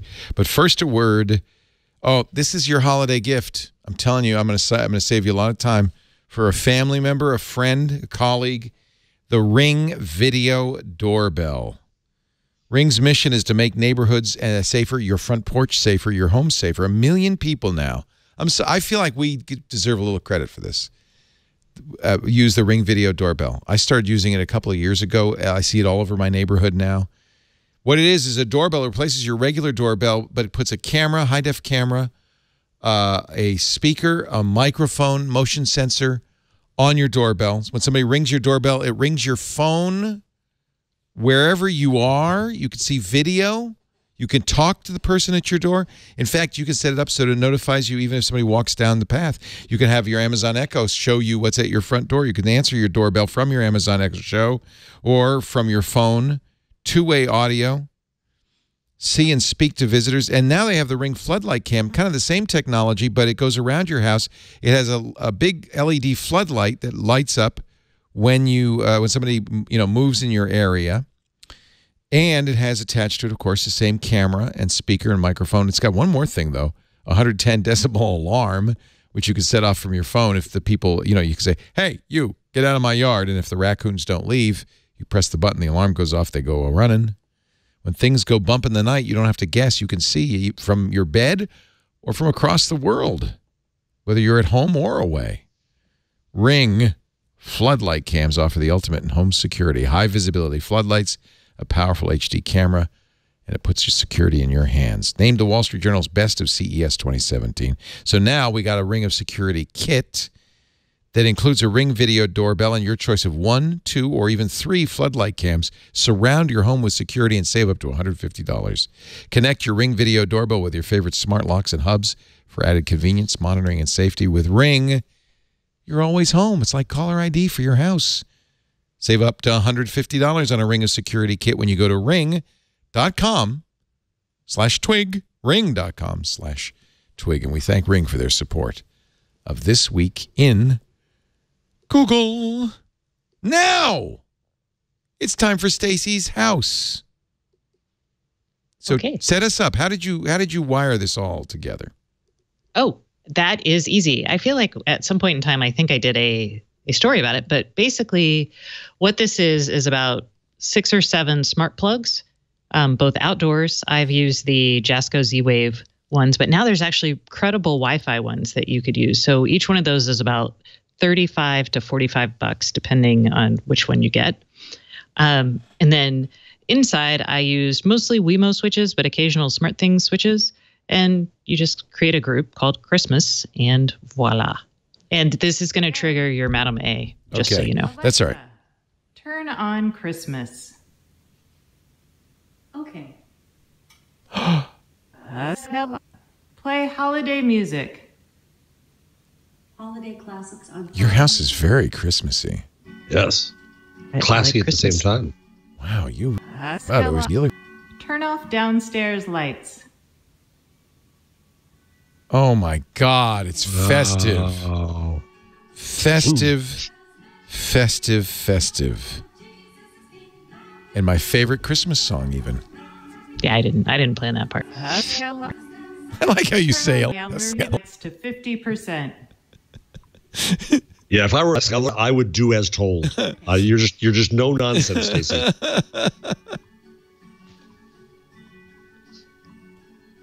That is really nice. You have really automated this thing. Turn off downstairs. We're going to bloop all those A words, don't worry. My mom has a new, my mom was on iOS Today yesterday, and I told her she couldn't use the A word, so she says, hoo-hoo. She goes, hoo-hoo. I know, I love it. Hoo-hoo, turn on the lights. It's awesome. I have this vision that Stacey's daughter is going to someday write an amusing New Yorker short story about my mom who automated our home. Oh, yeah. So my Christmas episode of the show, actually, that we pre-recorded a couple days ago, is my family talking about what it's like to live in a smart home. Oh, really? So we do it every year. Do they like it? Parts of it. My daughter hates smart things. This is the year she talked about capitulating on Madame A. So she finally accepted that into her life. Mr. Jeff Jarvis, your number of the week, my friend. So I'm going to see if you know about this. You probably are way ahead of me on this. I didn't realize this. Did you know that Tasty, the BuzzFeed food site, is selling a cooktop? No, I did not. Yeah. Oh, Stacey did. You've eaten from it. Yeah, the Tasty I've one. had a tasty meal. I knew nothing about I actually like Tasty. It's the one that it's what's his name? Zay Frank, right? He's the guy who created this whole format, which now everybody copies. Right. Even the Food Network, of like the top-down, sped-up how you make stuff videos. So now you can connect the app to the cooktop. Oh, I might. And the get this. cooktop will recognize. Oh, this is for you. It's only $149 too. Is it a induction? Induction, right? I want to say invection. It does sous vide. It does invective-powered top. Slow cook, and it connects the app and the recipe in the app to it does the cooktop. Sous vide? 2 years ago, Tasty started with the mission of connecting 2 years the world ago. through food. Today, with the launch of our Tasty One Top, we're making it easier than You ever can really to cook tell and that share they're delicious appealing to meals with your friends millennials and here. family. Wow. At first glance, it may look like just an My son will probably order this. The One Top is the most versatile appliance we've ever used. This came out any additional equipment, you like in can February. sous vide, pan fry, slow cook, pretty much anything. Oh, wow. You don't need anything else except for the I just didn't know it existed. All of this is made possible thanks to technology that we here at Tasty. So that's a new Jonah Peretti monetization And it was strategy. also because Quirky, the founder of Quirky, works there now on products. And they have this connection to GE appliances, and it all came together. Does GE make this? Will they even have a Tasty thermometer? Well, you have to have the thermometer to talk to the induction pan to talk to. Yeah. That's pretty cool. It is pretty cool. It's very and a hell of a lot similar cheaper than the June oven. Yeah. Yeah, it's very similar in idea, except there's no AI, so you've got to trust. But the thermometer, there's weights in it, and it controls the temperature, just like the oven. So, and it knows what you're cooking based on the app. You know what I used the other day is the Meter Bluetooth thermometer. Have you ever seen that one? That actually worked quite well. Yeah, I like the Meter a lot. And you can put it in the oven, and it because it has two ends. It has an end that gives you the ambient temperature, like the oven temperature, and an end that tells you what the meat is. It worked quite well. I was really impressed with that. MEATER. We had a food technology segment on the new Screensavers. That was one of the projects. What? I know. We didn't invite you. I know. In fact, I would have invited Mr. Tasty's cooktop if I had known. Yeah. Oh. So you don't have this, though. I do not. I didn't need it because... I like it that you could do slow cooking with it. That's really interesting. Yeah, I found this fascinating. Oh, you could do shabu shabu with it. Because you can note the features in the bottom. Yeah. The bottom right feature. Bottom right feature, pentagon shaped because Instagram. It's made for Instagramming. Wow. And it has a tasty app. It's an engineered crystal glass surface integrated surface sensor, tracks the surface temperature of your pots and pans, capacitive touch, thermometer. That's key. So if you were sous videing, you'd put the thermometer in the water bath. And that's actually pretty impressive. Starts shipping in December. Oh, it's not out yet. It starts shipping this month. I'm ordering it. I'm ordering it right now. I thought they had a trial run because they launched this. I think they launched it like last year. Ew, I'm not getting baby blue. That's disgusting. Wait a minute. Baby blue is cute. We should, well, that's for you then. One thing we should note that you do need with inductive cooktops pans that are magnetic, that are you know, so you could put a magnet on your inductive cooktop if it sticks to your pan. I do. I bought a one just to test my pans, and none of them work. Right. So I'd have to get all new cookware. We had to buy all the cookware for ours. Yeah. Do you have one? Do you like it? This we have inductive. Oh yeah. My wife. Well, I have a gas cooktop, and I'm thinking of replacing it, but I like gas a lot. But and I know Stacey has. Well, we redid the kitchen. She's happy. I have gas. Oh, you I do have a gas cooktop. The tasty one was announced in July. Okay. So. This actually is a good idea. I just don't have any room on my counter for even one more thing. So I want a new feature. Every week we should figure out a way to get Leo to buy something. That's already been done on Mac Break Weekly. Every day, every week.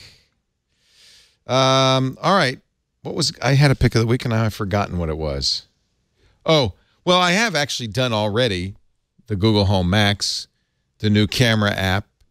Yeah, that's true. You camera have done a lot of apps. that, But I will throw in, which we didn't get to, Silicon Valley's Worst Apologies of 2017. This is Melanie Ehrenkrantz writing at Gizmodo. And, you know, when she puts it all together like this, there were a lot of apologies. Jack Dorsey at Twitter, Robert Scoble, Mark Zuckerberg, Uber, over and over and over. Google. I mean, it was apology palooza. How do you like that word? Is that better than experiments? She hung up on me. One more time you say experiments. That was it. One more time. All right. Time for Queso for Stacey. Time for you and me to say goodnight, Mr. Jeff Jarvis. You'll find Jeff at the city. It was fun. I'm sorry. I hope we didn't get in too big a fight over that. Thank you for joining us. Buzzmachine.com, City University of New York. I love our Socratic dialogues. Thank you. That's what we're here for. Appreciate you joining us all year long. We'll be back one more time. Our penultimate show. This is our penultimate show of the year. We'll be back next time, and then we'll call it quits till 2018. I hope I will see you then. Thank you, Jeffrey. Oh, Stacey called back. I apologize. I apologize for Apology Palooza. Just add mine to the list. I was so sick of apologies.